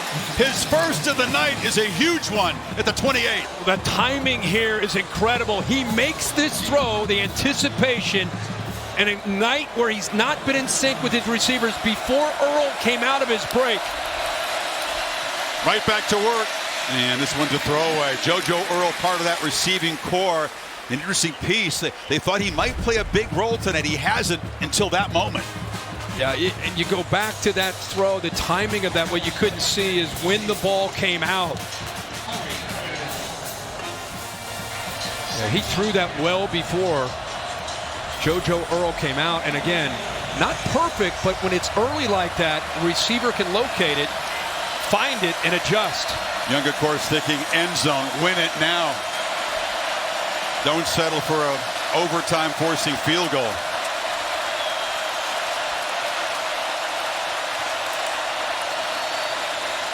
Pressure again off his back foot, lofting to the end zone and incomplete. Brooks knocking about 3 cheerleaders down over there. They've been showing zone pressure. They've not been playing straight up zero. I mean, they brought everybody, no safeties in the middle. Watch this safety gets occupied. I mean, that's zero. Bring one more than they can handle. Can you get to him before Brooks can win one-on-one against Bernard Converse? Brings up a point here. Bear was talking about this. Had they just kicked the PAT in the last touchdown, they could potentially be setting up Reichard up for a game-winning field goal attempts. Need 10 to convert on this 3rd down. Play clock running out of time here. At 1, they just get it off. Young steps up, delivers. Catch made, no, incomplete. Knocking the ball loose was Bernard Converse as Brooks tried to clutch it, and it's 4th and 10. Wow, they tried to get him on a stutter and go, double move, and he didn't bite on it at all. I thought he had it initially, and then you see, locates the ball late. Bernard Converse doesn't give up on the play and helps get that ball with that left hand out of there. Will Reichard, game winner against Texas on the road, missed wide right against Tennessee from 50 to potentially put the Tide in front from 46 to tie the game. And it just gets over the crossbar. They lost a game on a field goal by Tennessee that just cleared. And that one from Reichard, they didn't hit it that cleanly, but he got it enough. That's clutch, man. That is clutch. I mean, look at the backspin. That's not exactly how you want to strike it, and that is just enough. Got over the crossbar. This is beautiful. Look right here. Are you kidding me? As we've seen in the SEC this year, doesn't matter how pretty the kick is, as long as it gets through the goalposts. Isn't that the truth? 21 seconds to play, and it's looking like another overtime classic between Alabama and LSU. Man, they played a bunch in this series. Man, what did we do to deserve this? I mean, endured a lot of lopsided games, brother, all season long. This is insane. Well, what a show for these people here. I mean, obviously what's at stake is enormous on both sides. But this has been pure entertainment if you're a neutral looking in here. Alabama with 24 or 15 points here in the fourth quarter. And it's been an eventful day for the CFP rankings, brought to you by Allstate. Talked about the troubles of Clemson losing at Notre Dame. Their first loss, they'll plummet out. TCU held on. Georgia figures to jump to #1. You would figure over Ohio State with the win? Yeah, I would think so. Ohio State, as you mentioned, has struggled. Michigan was behind at Rutgers for a while. Yeah, they've had trouble with them for whatever reason, but they're up huge now. And we got Alabama and LSU, TCU wins. Here we go. If you're Brian Kelly, do you he's just going to play a little conservative here? Yeah, he just looks like he's already going to take a knee and head to overtime.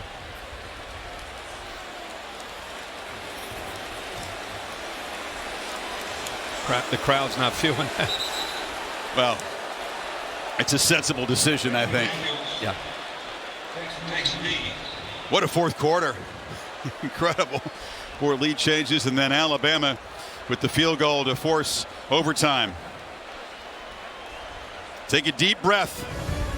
A whole lot at stake, and another magic night on the Bayou here.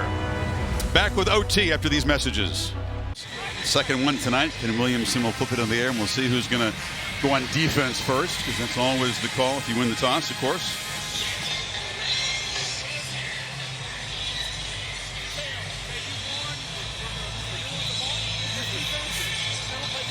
LSU won the toss, and Bryce Young and Alabama will be on offense, and he pointed to the direction away from the students.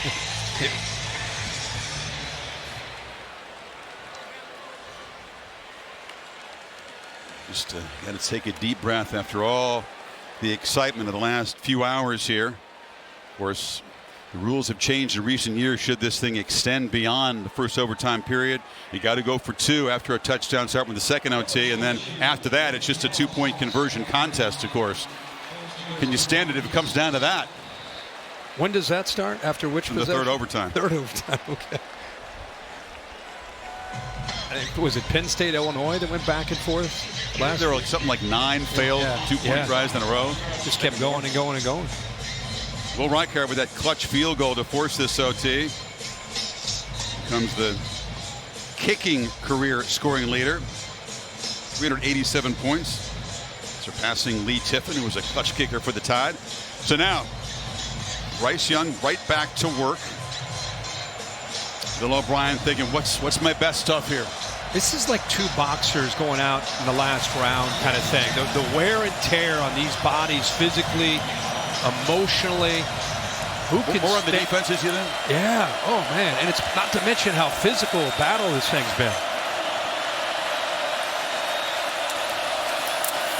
Gibbs stacked up and knocked down after a 2-yard gain. Ironically, they both coming off of a bye week. How do you handle that bye week? You know, you have 2 weeks to try to get ready, not just with the preparation, but staying in shape, game shape off of a bye week. And now here you are in overtime at a slugfest. Loves Latu, the tight end in this area, and he's always a threat to scramble and get the ball to Gibbs out of the backfield.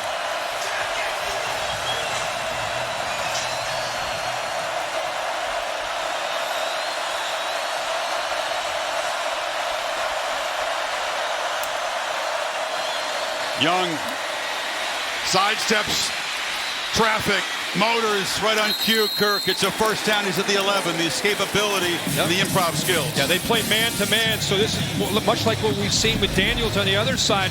Where's the spy this time? They don't have it.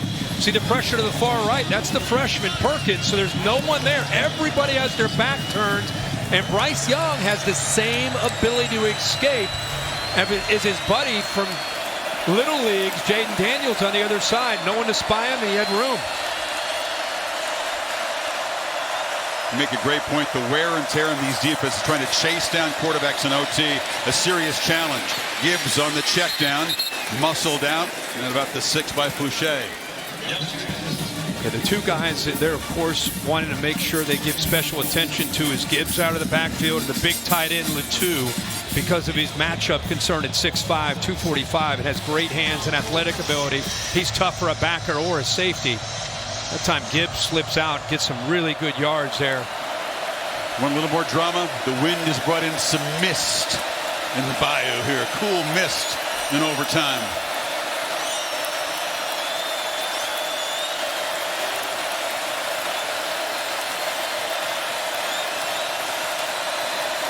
Young looking to his right, throws to the end zone, batted in the air, incomplete.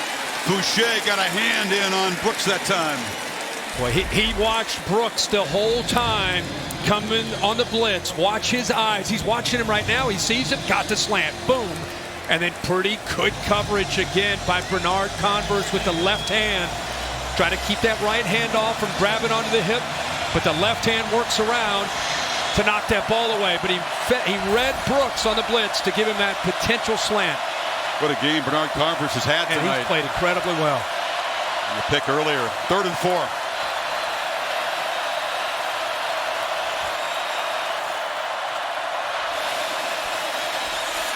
Young for the end zone, incomplete flag.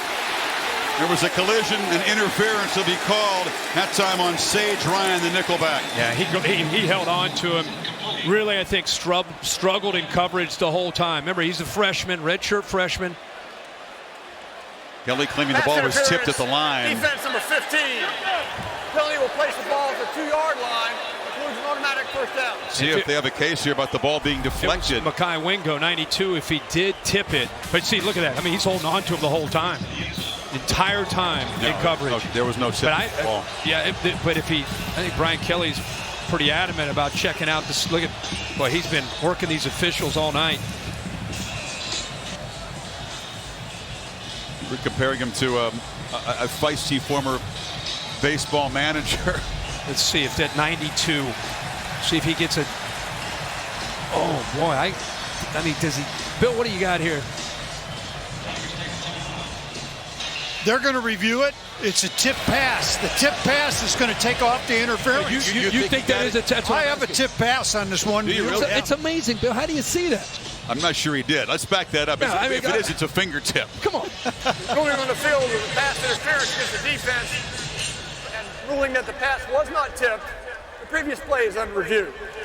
A tip pass is a tip pass. Of course, but here's a good look at it, Bill. I mean, the ball rotation doesn't get affected. Come on, Bill. You saw a fingertip there? You said it like it's a given. I'm like, what are you talking about? They're going to review it. We have one view that shows the ball being tipped by a finger. So you right? That would be the view you're talking about, right? Is that? Are you positive you can see that tipped? I mean, it's. And that's the difference between first and goal. He said it like, what are you talking? Why are you even asking me about this? Well, I'm glad I'm not in that booth making this call. Hey, they've had their work tonight. Not only have the officials on the field done a job, but that replay booth, they've been busy and they've been on the money. There was the weird call where it was a fumble by Latu, but then it was ruled that he touched the ball with a fingertip. Well, he was out of bounds, and that gave Bama possession back earlier. If we go back, if this ends up being tipped and they reverse this, it's going to be 4th and 4. Yep. Not 4th and goal, 4th and 4 at the 6-yard line. With these head coaches, you just saw Nick Saban up and down the sideline, fired up. Now we got Brian Kelly. I think you and I saw it the same way. Of course, it comes down to a replay where the tip of his glove touched the pigskin. Here we go. Fresh set of downs, 2 yards away from taking the lead in the top of the first.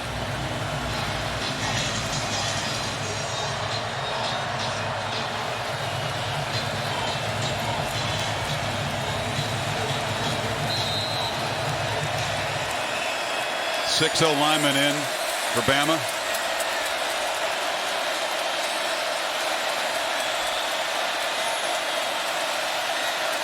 Gibbs is the back.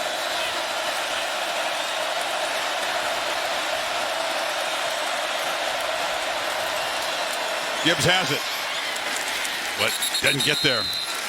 Stopped at the 1. Second down. Yeah, they're slanting, angling that way. Gibbs runs hard for a guy that's so fleet-footed, 5'11", 200 pounds. He has an ability to get behind his pads, lower his shoulder, but a good job there by that LSU front. All those days on a squat rack trying to build leg strength. And then, of course, there's just the will. Oh, yeah. To get the job done. Odell Williams, the power back, is in.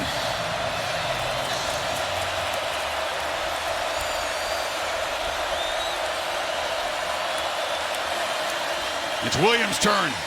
And he's knocked down short of the goal line by Ojulari. Third down. Ojulari holding on to that edge of that defense. Does a good job of getting off his block. And then he's just able, with his power, 250 pounds, boom, right there. I mean, he makes that hit. Williams goes straight back, straight down and backwards. But they're inside the 1 yard line now. Here we go.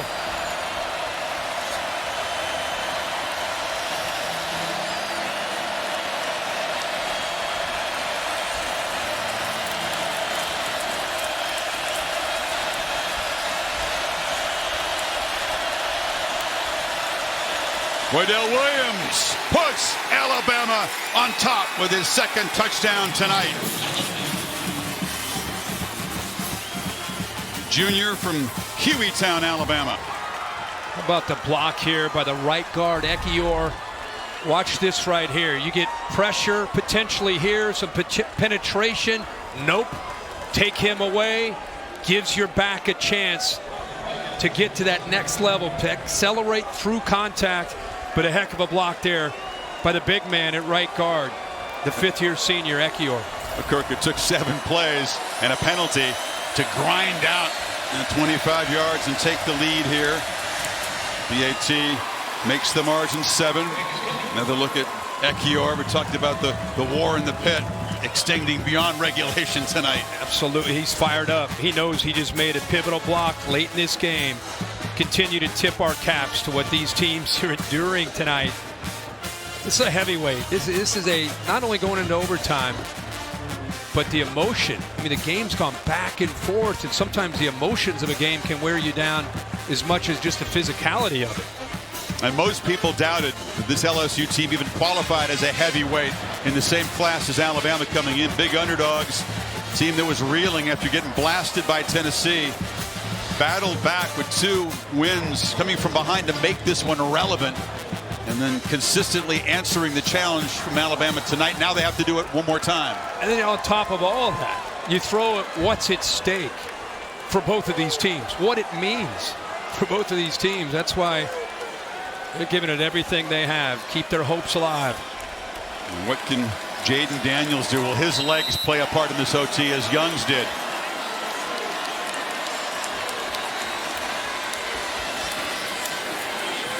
Keeper escapes, makes a cut. Daniels in space. He'll score!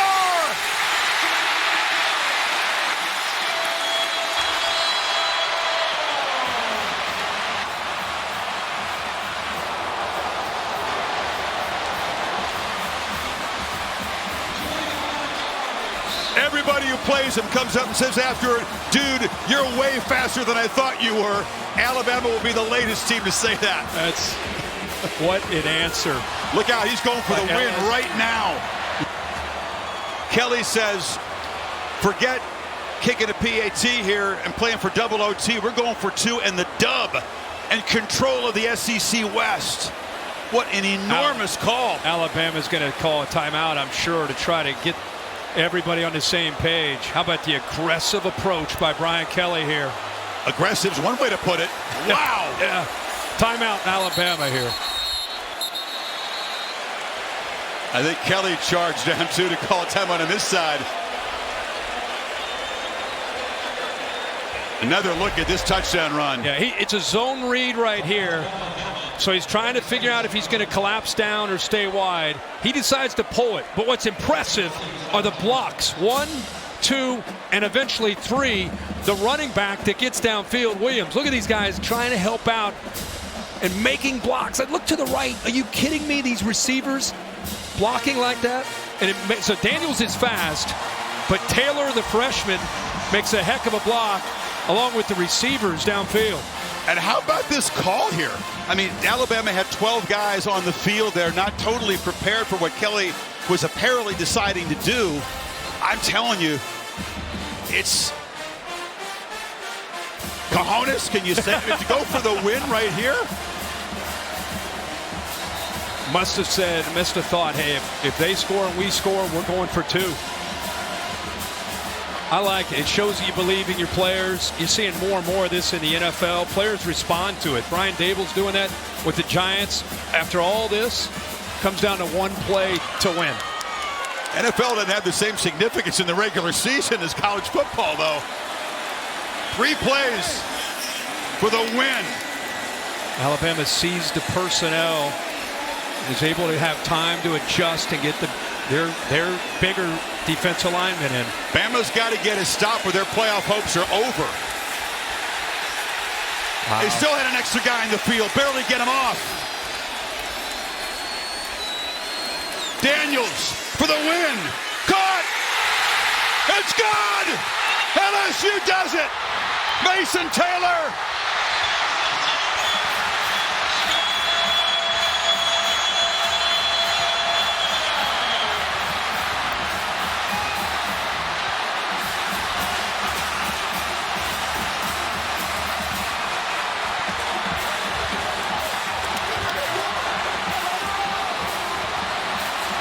He was playing high school football a year ago. Taylor with a touchdown and the clinching 2-point conversion and a field rush for the ages. And a night they'll never forget in Baton Rouge.